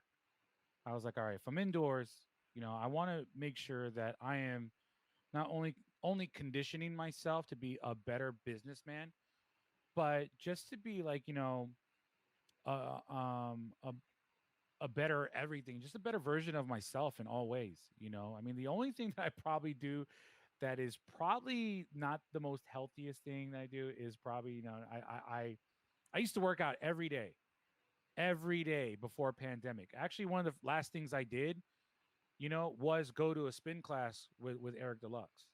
And And you have Peloton, right? I got a Peloton. I got a Peloton, but I've used it maybe 20 times throughout the whole pandemic, which isn't that bad, but you compare that to like I used to we used to have we have this group chat, me, Eric, Five, Scratchy, and we used to always put pictures of us where we're working out at, or yo, you're not up, it's 5 a.m. I'm over at Sweat Cycle, or I'm over at Soul Cycle, or whatever, you know what I mean? And it drove us to be like, damn, I fucked up, maybe I should go right now, and I'll get out of bed and go and meet Five or meet Wow. Eric, and but like back to like, I don't want to go too far off, but like, I want to level up, in more ways that I thought I ever could. One thing was that I've always had a knack for business and the marketing aspect, the partnerships aspect. I'm a marketing director, by day. I'm an entertainer by night. I have a day. I've always had a day job, throughout my whole entire like touring career. So, I've launched companies like I was a marketing guy at Shoe Palace for a long time. Like me and my colleague Kareem, who I just posted on my Instagram. We helped push that company from being a 60 store company to 160 stores. Because of the marketing and energy we were about to do. So understanding like what I was capable of doing, I just Mhm. pretty much doubled down on all that. Yeah. And I wanted to make sure that okay, whenever we're out of this, like I want to not only be better at what I do, but I want to be literally one of the best at what I do. Hmm. And if I am not, then I did not use this pandemic time wisely. And that's why I'm constantly working. A lot of people, probably don't even notice, or maybe a lot of people do notice. Like I don't chat too much during the week because I'm spending 14-hour days in here, and I'm taking conference calls. I'm taking, I'm writing emails. I'm doing pitch decks. I'm thinking of new ideas and new concepts. Because I mean the pandemic has really, forced us to really have to be creative and pivot our businesses and just pivot your approach to everything. Yeah. Because like I said, the last thing that I want to be at the end of this is not relevant in the spaces that I love to be in. marketing, music, DJing, Vegas, radio. So I've doubled down on everything that I couldn't double down on while I was on the road. To make sure that okay, now I look at things and and all the things that I've conquered during pandemic, like one stat I'm very proud of. We launched the basement back in February or May of 2020, and we interviewed 36 artists, big and small. So our content game was just like out of control, and Mhm. we're talking like we interviewed some of the biggest to some of the smallest, and we covered so much ground in the culture. Like I mean, the amount of money we've raised. I was going to say, you even have a charity. You're raising money for charity. Yeah, and that was something that I was never really able to do, while being on the road, because you just don't have that bandwidth. And by the time you're on a plane to go to the next city, you're like wiped out of energy, and you last thing you want to do is sit there and be creative. So, you know, I mean, total, I would say that we've probably raised over like, maybe like 80 to $100,000, like through some of these streams that we've done, whether they were through HMC or the basement, for various causes. Um, That is amazing. Shout out Marco Penta. Thank you so much. He just posted the link to the charity and yes. also the links for Erok. So guys, check them out. That's amazing. So, I mean, that's the future is, we don't know what the future is going Hmm. to be indefinite, like we don't know what this new world or this new norm is going to be like. I mean, we're going to feel some effects of normality, but there are going to be different types of things that we now have to pay attention to that we never had to, before COVID was here, like, clubs moving forward, I don't know how they're going to operate. I mean, It's you gonna be can't have 1,000 people and 500 people potentially carrying the virus and another 500 people vaccinated. It just doesn't, then it's still a hazard. You know what I mean? Mhm. So Yeah. I you know, mean, it, I'm just all about like literally like doubling down on what's in front of me. The things that I can control. And now I've kind of put it in my head that like, yo, like, when I return to Vegas and when I return to the road, and I feel like I've done so much with my brand and my just like with me as an entertainer, that I can be a little bit more choosy on what I do now. Like I don't have to take every gig because I have all these different types of hustles now that I created during pandemic. The graphic agency is something that's very special to me. ECA, the I was um going to say, so when things do go back to normal, do you feel like everything you've done will change your approach to DJing and to your travel life and what you were doing? Do you think that you're going to adapt and keep those things, like you said, and continue to be choosy, um, or just do different things? Are you going to keep that up and continue to move in that direction? You think? yeah, I mean, I'm always gonna have Vegas, and I think the one of the best things, is that like, I've put my time in Vegas. I mean, Deluxe has 16 years in the market. I have about a good 13 to 14 years, Mhm. from inception to, having our own nights, so, E-Rock Fridays was a big deal. I mean, there were like a few things that were going on in Vegas, and that company, Click Hospitality, Play Management, Yep. they really got behind me, and gave me my own night. So having my own branding in the city for like 2 years before a pandemic happened, was big. I mean, I would have never gotten the iHeart deal if they never saw like what Vegas or how Vegas embraced me. I mean, Hmm. part of my iHeart deal, and I don't know if we have anyone in here from Vegas, but if you listen to Real 1039, like I'm the brand partner for that station. I'm like one of the faces. It's every time they crack the mic and every time they hit like, a bumper that identifies the station, it's Real 1039, Vegas is hip hop, and the home of Big Boy, E-Rock, and Franzen. And that's every 5 minutes. It's like it haunts people. People go like, dude, like, are you here? Like, no, I'm not. I'm in LA. We're just doing everything remotely. That is So, amazing. like That's a legacy, my friend. That's a legacy. yeah, That's I'm not gonna lie, man. Pandemic really, enabled me to have things come full circle. My radio career finally Believe it or not, man, my radio career didn't really make a lot of sense until I came to iHeart and and made these moves with the basement, to be on 8 different stations across the country and interview every artist that you can ever imagine and put together real relationships with them, and being now, I mean, and here's a fun fact for anyone that's in Los Angeles. I'm one out of like 6 people that that is still on the air because of layoffs and One is downsize and whatnot. Like one, I mean, you'd be imagining on how many people still mix on the radio every day, like myself, Just Incredible, Charisma, Amen, Vic One, DJ Head. There's not a lot of us. Like all the weekend guys are no longer on anymore because of downsizing and layoffs and furloughs. So and I'm hoping that they can all kind of find their way back onto the air, like some of the people that were laid off and whatnot, because I mean, weekenders are just important as the people that are on every day. But 100%. I don't know. It's. I'm just glad, and I'm not trying to get too political here, but I'm just glad that we have somebody in office right now Mhm. that's at least giving us, um, a pathway, and at least telling us, at least pointing in a direction and going, yo, we're gonna go through some shit, but we're going this way. There's hope. And it feels like that, and so it's enabling us on the business side to forecast a little bit better, Yeah.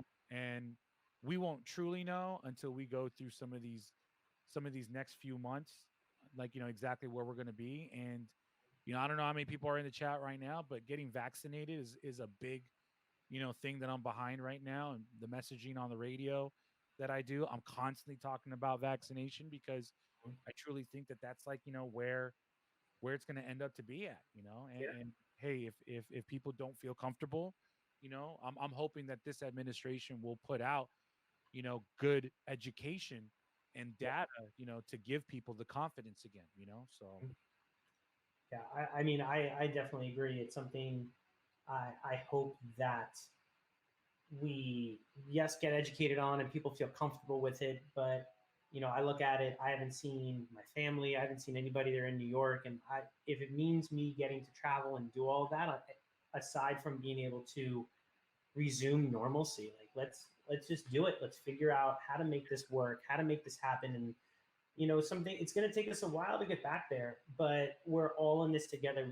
I feel like everybody in this industry, just this industry alone, and you look at hospitality, and that branches from nightlife to restaurants to everything that's that creates the hospitality industry, hotels.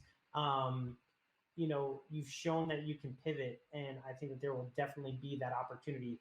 And that that quote, the light is, it's always darkest before the dawn. We're going to go through it, but I think we're going to come out at the end, and it's going to be stronger. And I got to tell you, man, if you're not inspired by by Erok right now, what he just said, and everything, um, find that inspiration, find what lights you up, because dude, you have this spark, man, and it is definitely inspiring. I'm inspired. I've been, putting things together and just hearing what you've said and how you've hustled and how you just kept going and going. And, you took the advantage of this pandemic that everyone said you should. Like you should come out of this pandemic stronger. And I hope that everybody has. And if you haven't had the opportunity, that's okay. There's still time. I feel like we still have an opportunity to do great things. It's crazy to think that, like, I've got like friends back in Vegas and all around the country that haven't even touched streaming or done anything like Yeah. during pandemic, and the truth is, like, when these clubs open back up and these bars open back up, they're going to want to make sure that that they staff it up with people that put their best foot forward in regards to providing an impact, Mm-hmm. because I mean, we have a lot to make up, obviously. It's a year out. Yeah. You know what I'm saying? Like, yo, okay, look, we've been out of business for a year, so we Mm-hmm. gotta make some of that money back. So it's like, I mean, I can't even imagine. I'm thinking about the door guy at these clubs when the lines are all the way down the block because everybody's trying to get in. You want to know the guy at the front of the door because people I think can't wait to just get out. But also, you've heard so many incredible DJs. If you've been on Twitch and you've heard so many amazing people, like I can't wait to see people live. Like I've heard you from my iPhone speakers, my TV speakers. I want to hear you from some JBLs blasting with the bass, and I just want to hear big Wait, rooms. wait till I invite you to Omnia San Diego.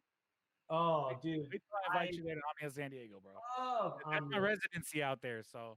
Oh man, I can't wait. One of my I was actually going to go favorite see in the world, man. I love that room. So. Oh, dude, that is. I remember when it was Stingery, and I've lived in San Diego before, and Omnia is just. I saw Zed. I was gonna go see Deluxe there before, like he was when he had a gig before they just shut down everything down here. He had a gig, and I'm like, yo, let's go to Omnia because when we went to Vegas, we saw the Chainsmokers and XS, and like talk about you wouldn't furthest thing from your mind was COVID, and like the room was packed. We were on the dance floor, my wife and I, just standing there, this room full of people. And I think about that now and I'm like, holy shit.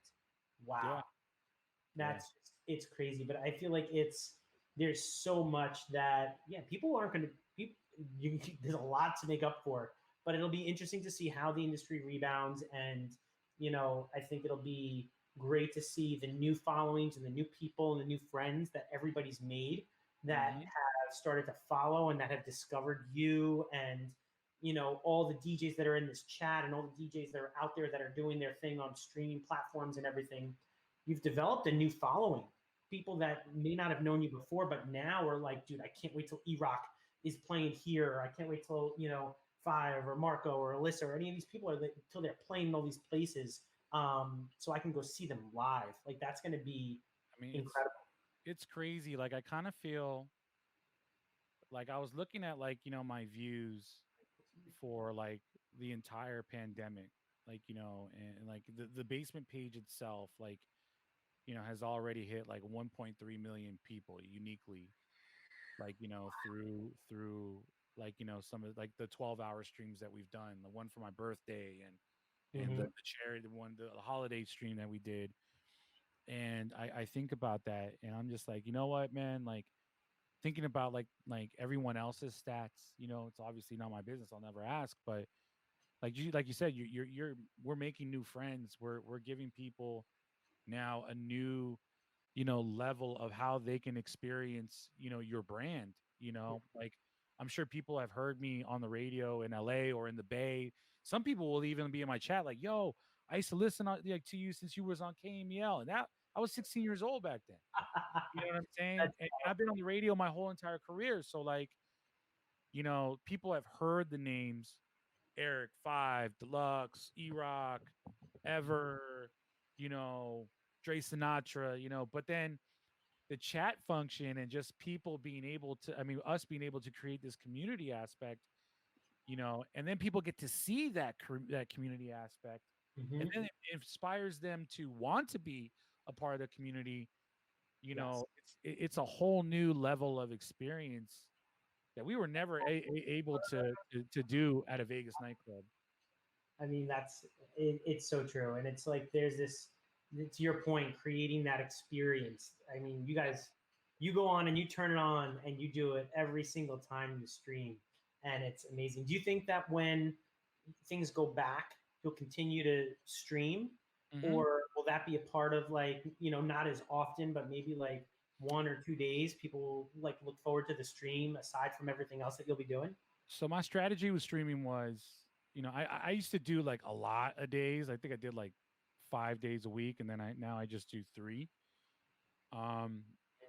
My plan was, if I'm gonna continue streaming, I wanted to have vehicles that would be very relatable in real life, but also at the same time on Twitch. And I know there's a lot of people in here that probably wondered like what happened to this show I did called Crate Roulette.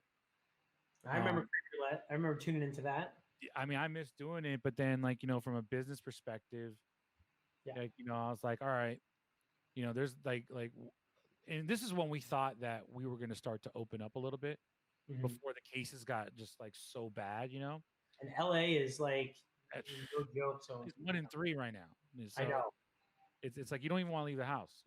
But Mhm. masks work, so wear a mask, if you're not able to stay home, I get it.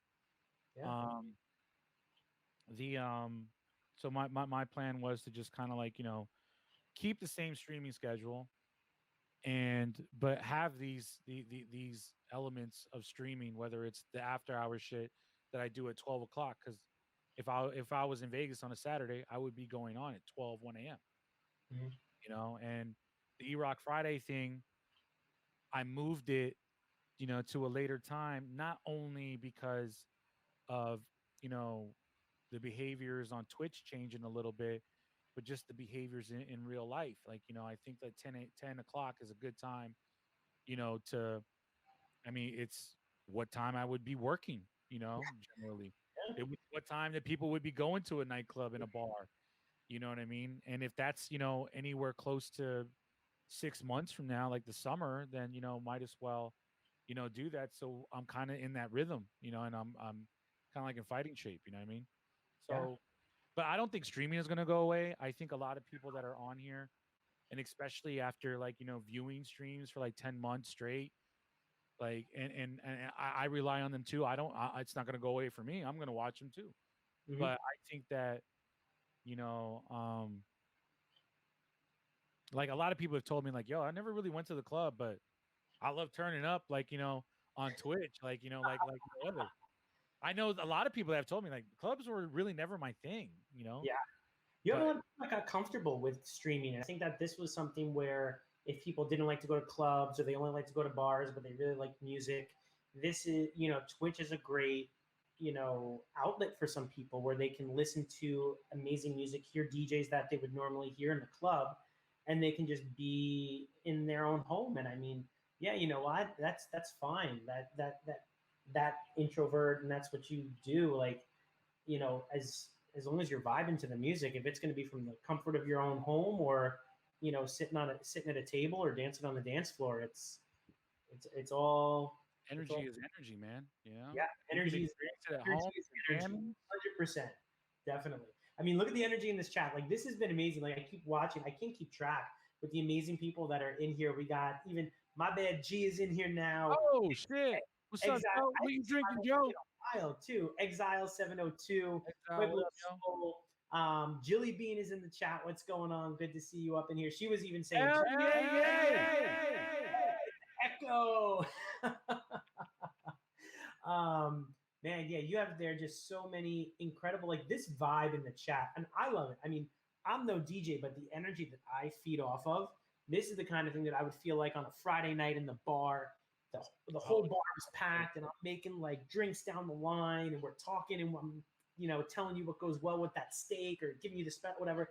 Like this is, and it's like, yeah, I have all these people at the bar, but then I'm talking to my buddy Erok, and we're just shooting the shit. We're having a good time. I'm making him his Bay Rock drink, And everyone else is participating now. Like, yo, what y'all? yeah. Hey, And I feel like you guys that's are talking about the same thing that we're talking about. Like that, yeah, that's how it works. it's so much fun, and I feel like that's just that vibe, and that's good time. And however you're gonna have that good time, man, just let's do it, and if you want to stay home, stay home. But you know what? At least you're getting to experience everything, and I'm super grateful that I've gotten to experience you and all the other incredible DJs that are in this chat and that are live probably right now that I follow that are doing their thing. And kudos to everybody that's just been like hitting it strong. And for people that don't know, streaming, like this is something where I still get nervous before I even hit go live.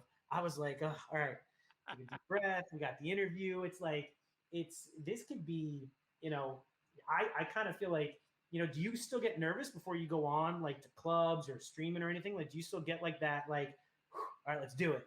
Like, do you get that at all? Or doing this for so long, it's nothing. Yeah, I've been doing it so long. Sometimes, I mean, I'm not gonna lie. Like before pandemic, there was a time where I remember I was just so burnt out because I mean, sometimes I would be on like 6 to 8 planes a week, Oh my you god. know, jumping from one side of the country. I would do 11, then fucking after 11, you can't really sleep.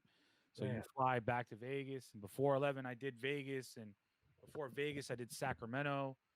And then I did The, Houston on the California Wednesday. Panhandle.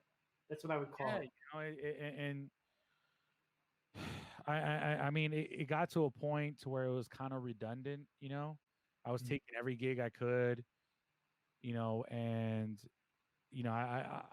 I don't even think I really had time to even really process like the opportunity that I had. And I'm not saying I took it for granted, but it was just like I was just so on the go. You were just on autopilot. Mhm. My emotions were on autopilot, and I was like, all right, I know which playbook to run because I'm in Houston and they like this music. All right, I'm in Miami, so I know which playbook to run because that's what this venue owner wants. Mhm. And that's what it became. So I would always be nervous the first time I played in a room, and I would never drink. Believe it or not, that was my thing. Every time I played in a room for the first time ever, I would never drink. I won't drink. I'll probably still won't do that. Like because I have to get a feel for it. I have to Mhm. understand like what playbook to put that I'm going to run. Okay. And you just want to have a feel of what the room is going to be like, so you understand the dynamic enough to where you can change the game, on a revenue perspective. You know what I mean? So Yeah. it's just like, So. like being a bartender. You want to know your surroundings, Mhm. like Oh yeah. where everything is located, so you can just knock things out. I mean, I ran nightclubs before, so I understand, like what you have to do, like speed, service, and Oh yeah. like Oh, like you like speak like my language now. yeah, Like spill, like to my well. all that stuff. Like I know all that, and I took all that game that I went from that I took from running nightclubs to my own DJ sets. Mhm. That's how I became successful in Vegas, because I had a different mentality. I was like, all right, I'm gonna come into every venue I'm gonna play in. I'm not only gonna play a good set, but I'm gonna strategize how I'm gonna light up the room and Yeah. make each pocket generate money, because Oh, that's really what's gonna keep you in there. And especially after pandemic, understanding that, if there are some DJs in the chat that are wondering, like, I wonder how it's going to be. I'll tell you right now, one thing that's going to be so important is if you can bring impact to that bottom line. And we're going to be over a year of not having nightclubs before we see any type of normality, and that's really going to be the thing. This is not a time where it can be, you know, it could just be like, oh, well, I'm just going to DJ. Like that's unless you're bringing things to the table, or people follow you to these clubs, or you can, take what you have in front of you and paint a picture, like to where, okay, I'm gonna light a pocket here, I'm gonna light a pocket there, I'm gonna light a pocket here. Like I sit down. Like one thing I do, which is crazy, like I used to sit in every pre-shift meeting at Light and listen to really? all table holds at that the host would have, and know who's coming in and where they're sitting That before the night would open. see, and I feel like those are the kind of things like that's what gives people that's what makes people different. That's what gives you that. I don't want to say the edge, but like it's one thing to read the room, but then it's another thing to literally know the room Yeah. and know the tables and know who's coming in and you know it's like knowing who's what reservations are on the book in a big restaurant like a Carbone or a French Laundry or a Catch or anything. It's knowing who's coming in that night, Mhm. where they're going to sit, what's going to be going on. Like that's amazing. That's great. Knowing your customer, knowing your crowd, knowing your room, knowing the lay of the land is so important, man. So like, yo, when we go back to work, if there are DJs in the chat that are wondering what's really going to set you apart, I'll tell you right now, you apply those practices, man, and you become a game changer. You Mm-hmm. know, and it goes far. It goes far. You're not only making a difference for yourself and your career, but you're going to make a difference for all these people that are coming back to work for the first time in years, or maybe year, you know, or so. Hopefully, we'll see how long this pandemic is. But you know, if you can light up that room and understand, I mean, because most venues pool, and all that. That take home for those people that are just returning to work, just like you, is going to be amazing to them. Hmm. And then that echoes in the meetings. That echoes like, yo, I make the most money when Marco Penta's playing. That is going to matter. That Yeah, is going to matter. It's going it to is. matter. It's So it's so, it's so going to make a difference. And shout out to Marco. He just posted in the chat that this stream we broke 500 followers. So that's, congratulations, bro. yeah. Thank you everybody that's here. Thank you so much. But dude, Marco, I mean, thank you for posting that. That's, I didn't like. We go back to thinking about Twitch and where this all started. Did I ever think I'd have 500 followers on a show about cocktails, bartending, and interviews? That's crazy. Bro, Um, this is amazing. Like I love what you're doing. And I love your layout. Like the layout, like literally makes me really feel like I'm at a bar. I'm like, damn. The first thing I thought when I logged in, I was like, damn, I ain't been at a bar in like a year. But this feels like I'm sitting down, talking to my homie who's the bartender, of and course. that's incredible, man. So And this is it. This is how you would get me if you came into the bar.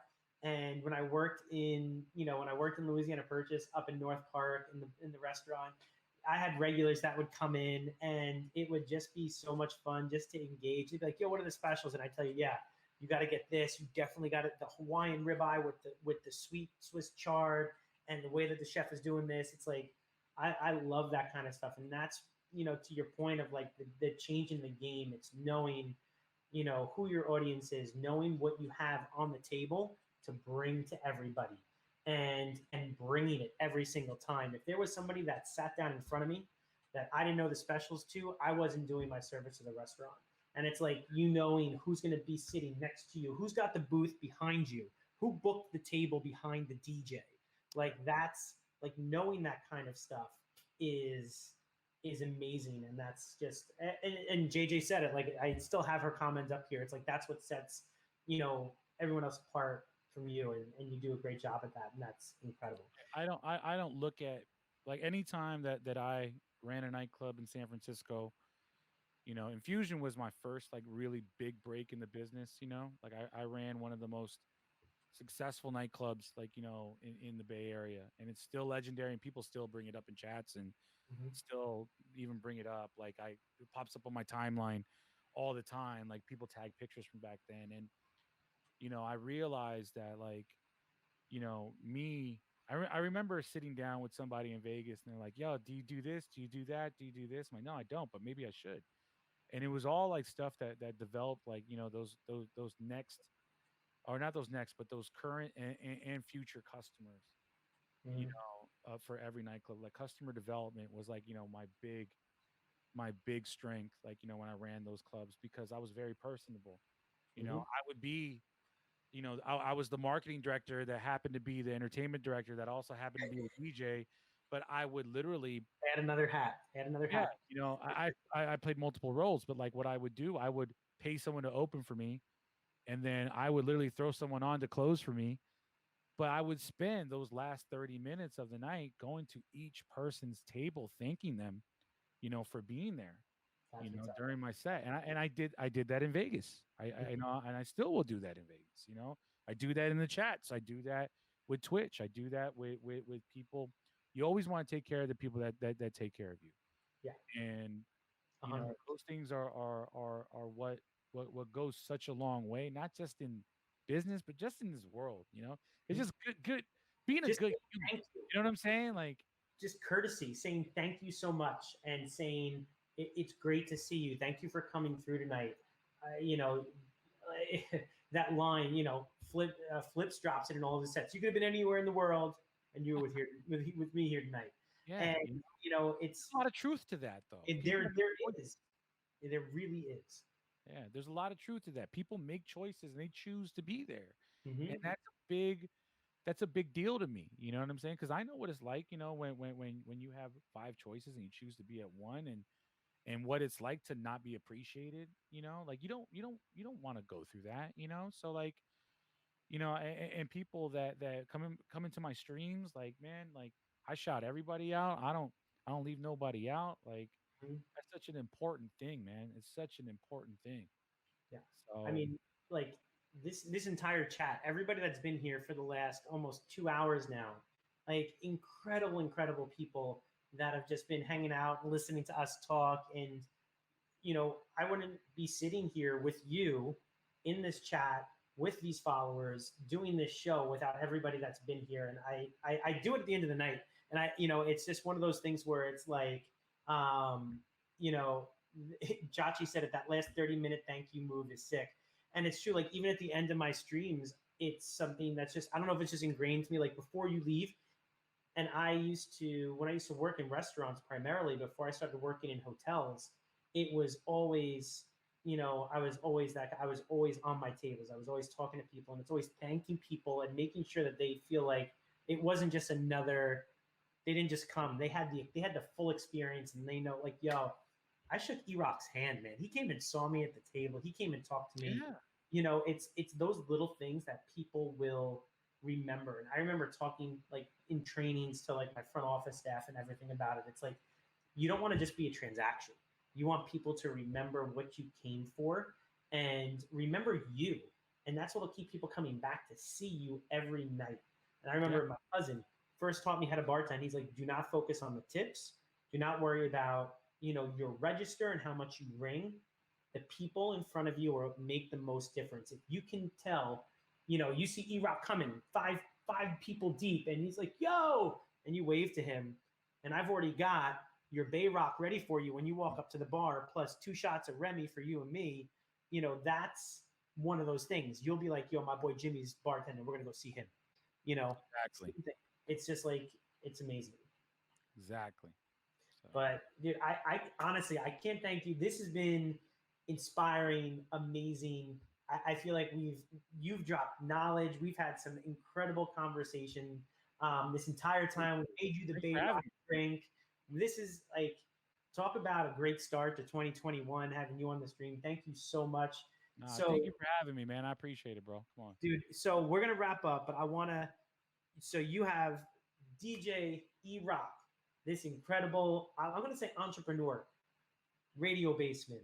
You have Zen Marketing. You have Well, ECA. Zen is a sneaker retailer, so I do the marketing for Zen. What's Is actually a Zappos oh, Amazon situation that I do all the marketing for. So Twitch streamer, the 49ers, radio basement. You have so much going on. Tell everybody that's in the chat as we wrap up what's going on for you next. When can we see you streaming again? Let the chat know. The floor is yours, my friend. well, I'm on the radio every day here in Los Angeles. I have obviously my daily show. I know a lot of people in here know who DJ Leslie is. So me and her, we shared the mix show duties on the cruise show every Monday through Friday from 2 to 7, and I've got my show on Real 92.3, and also not only here, but it's in San Francisco on 99.7 now. It's on Wild 105 in Corpus Christi, KMYT Real 103.9 in Las Vegas, uh, Whammo in Pittsburgh, Fort Myers, WBTT. So we're on a couple of stations, on the weekends. And then I have a new show that I'm going to be announcing really soon that I Ooh. just did a huge partnership with iHeart with. And I mean, if you go on my Instagram, you'll kind of figure out what it involves because I did say I had an announcement coming soon, and that's coming soon. So, but that, I'll stream tomorrow, 10 p.m., maybe a little bit early because I'm probably not going to want to wait till 10 p.m. But Yes. I actually wanted to stream tonight, but I was like, I don't think so. I'm gonna chill out, play some video games or something like that. But stream every weekend. I stream throughout the whole entire weekend. And when this all opens up, I mean, you better believe I'm gonna be in Vegas a lot. Oh, So, you know, that is incredible. I can't thank you enough. Thank you so much for coming on the show tonight. To the entire chat, thank you, everybody. I mean, I keep looking at this chat and the people that have been in here this entire time. Marco, thank you so much for helping mod tonight. DJ Elliot Estes, Jilly Bean, DJ Jimmy Trey, Beam, what up? DJ Alyssa Devine has been hanging out in here. Thank you so much to the madam herself, JJ Monterosa. We've had Treasy in the chat, My Bad G. We've got, Chachi, Rick Wonder, my homies from New York. Love you guys. Jazzy Gal just jumped in. Some new people that I met randomly on this new class. Thank you to everybody that's been in this chat. Exile 702. I'm going back through. Pueblo Soul was hanging out with us for a little bit tonight. And all right, the chat cut off for me. But guys, thank you so much to everybody. DJ Mike Carbonell. Oh shit, there it is, right there. I've known Mike Carbonell forever. When I first started in Vegas, I used to play at a place called Taboo. It's Rock Box. Yeah, that was the one where me and Mike met, man. And I remember we got so fucking hammered that night. I'll never forget that because I missed my flight back. That was when I was still paying dues in Vegas too. Like, oh my gosh, I feel like everybody has one of those. I've almost missed my flight in Vegas stories. I've missed a lot of flights in Vegas, a lot. Okay, I'll tell you this.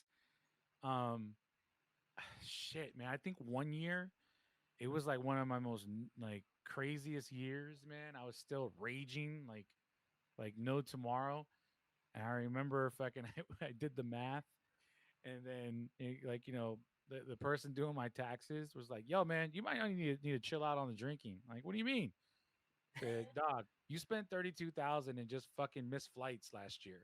I was like, "Really?" I said, "Yeah, you either had to change your flight or move it to another day or buy a brand new flight." And when you buy a brand new flight, like even if you're flying from just back from Vegas to the Bay, dude, sometimes those flights to SFO are $540 one way. Those flights, and if you don't catch like Southwest or if you don't have loyalty or whatever, Southwest. What? Oh my god, $30,000 on just missed flights, change fees, because I'm the idiot that goes, "Oh yeah, just book me early," and why? Why? I'm the idiot that says, "Oh, I want to be out like first thing out. I just want to be back home." But sometimes it just works like that. So I know we said we were going to end, but real quick. So I was going down to Vegas literally with my buddy Kevin from New York, and Drake Martinez was opening up for the first time at Marquee. And I was still working for the hotels, and I was like, "Yo, I got the rooms for you, no worries," this and that. Went down to Vegas with them. We went to dinner at SDK, and we're walking into Marquee, and I'm playing the role. I'm just gonna hang out. We're gonna do whatever. We walk into like a table. Didn't know we were with like Jason Strauss and all those guys at the time. Nope, didn't know who they were. And my buddy Kevin looks at me. I'm like, "Dude, I think this is a little out of my league. I'll go hang out." He's like, "I got you." And he's like, "This is also an old table. So just whatever you want. If you want to do blow off of that person, whatever, it's like, it's all yours." I'm not in this conversation. I'm like, no. That's not where it's going. That's not where it's going. I'm out of here. I have recusing myself from this conversation. Pause. Never happened, but that's how he prefaced it, and I'm like, okay. And this is when Krill was here. When I get out of this thing. So. Long story short, my flight, when I landed in Vegas, my phone alert went off to check in for my flight to leave, and it was at I think I had a 9 a.m. flight. I left Marquee at 7, hammered. Did the worst thing and laid on the bed. Woke up at 8. The next day.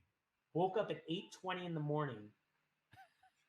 Showered, ran through the lobby, jumped in a cab, gave the cabbie a 50, and I'm like, "I need to get to the airport in 10 minutes or less." Ran through the airport. I get on the plane. Literally, the only seat was left in the front. And I'm rocking. I'm still drunk, rocking back and forth in the chair. And the stewardess is like, "Is this your first time flying? Are you okay?" And I'm like, "I am drunk. I just left Marquee. I barely showered and made this flight." She's like, "Would you like a ginger ale?" I'm like, I've had a lot of flights like that. Crazy. I don't know how I made it. I still don't know to this day. But I think it was and I was flying back up to the Bay Area. and but everyone's got crazy. Everyone has a Vegas story. Like that's just like you barely made it or you missed it because of something epic. I've got some good missed flight stories. Like maybe the next time I'm on, but I mean, $32,000 in just change fees That's in 1 crazy. year. Oh my gosh, we gotta get you into a different loyalty program that will. Well, hey, all the airlines right now they've just waived all the change fees now. I used to rage so hard, and Mike can really vouch for this because Mike and I have raged forever together in Vegas.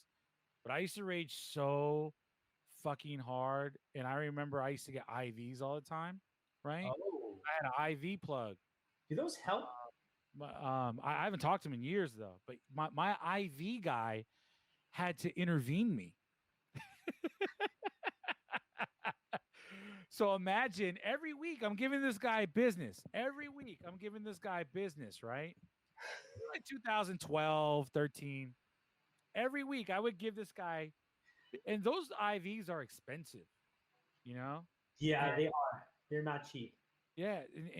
And so, like, I remember, like, it was like, I don't know. I think I went like weeks, like, just weeks on weeks on weeks of just consistently seeing him.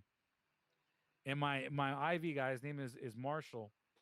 He's my good friend now.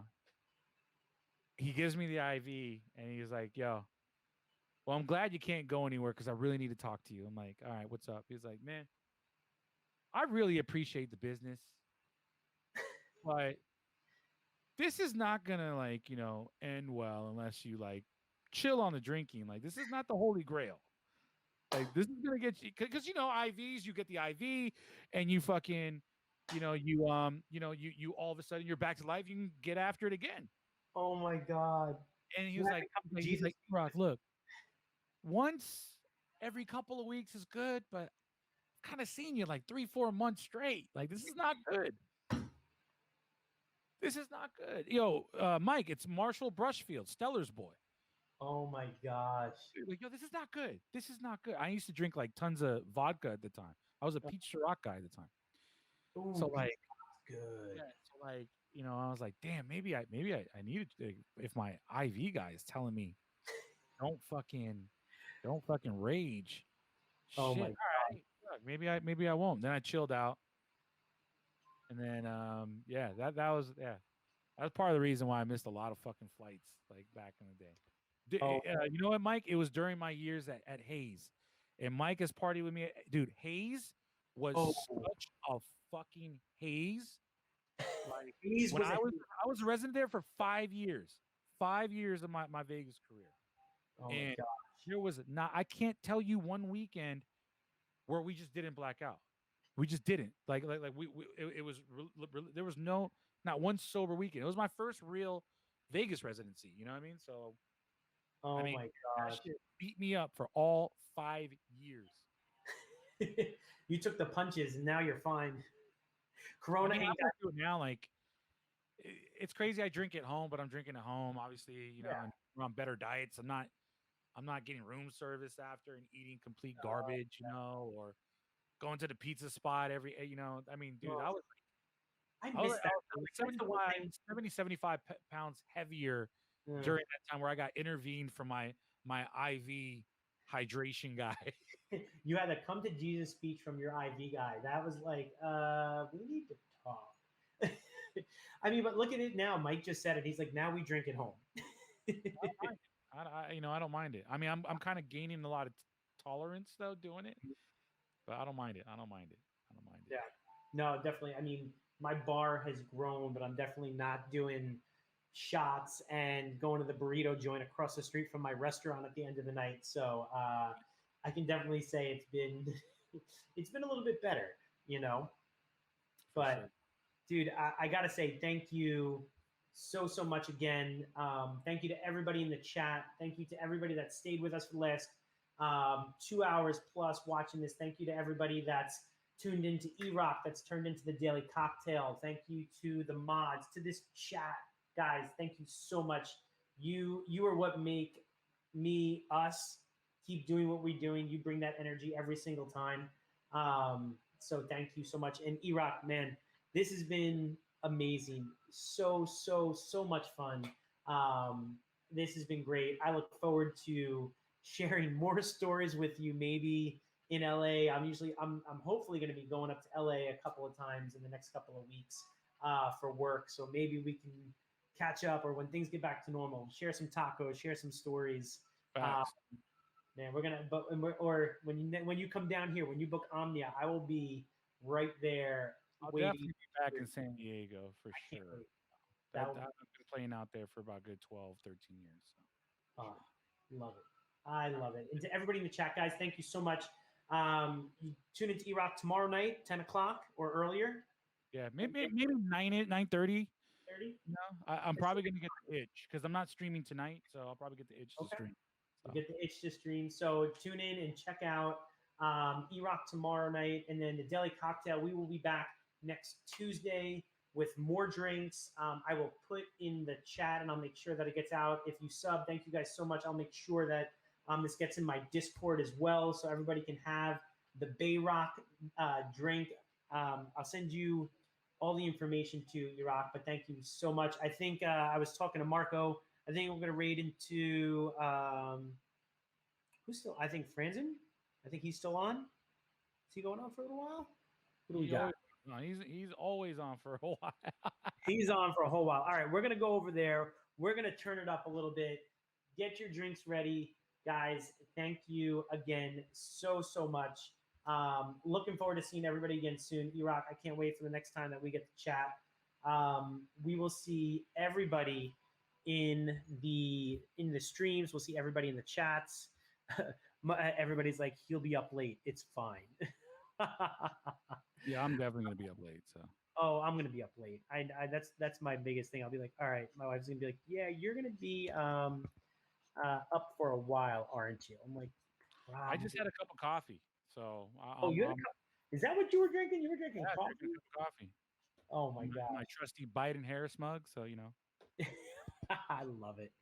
Marco, let's raid out. Let's go check out friends, and let's turn it up a little bit for everybody. Guys, again, thank you so much. Erok, dude, amazing. This has been great. I love it. And we will chat again soon. To everybody in the chat, have an awesome weekend. Be safe, wear your masks. Let's get through this. Let's go see all these incredible DJs. Let's go see Erok live soon. Listen to him on the radio. Check out everybody. Follow everybody in this chat right now. If you're not already following everybody, follow this chat, grow the community. Say hi to somebody if you've seen them in this chat and you see them in another one. Make sure you shout out everybody when you go in. Say hello, spread the love, spread that energy, and spread that community out. That's how we keep growing and we keep saying what's up. And love you all. Guys, thank you so much. Thank you to everybody. Love you. We'll see you guys soon. We're going to raid out. And Erok, man, the best. This is awesome. Appreciate you. Thank you, everybody.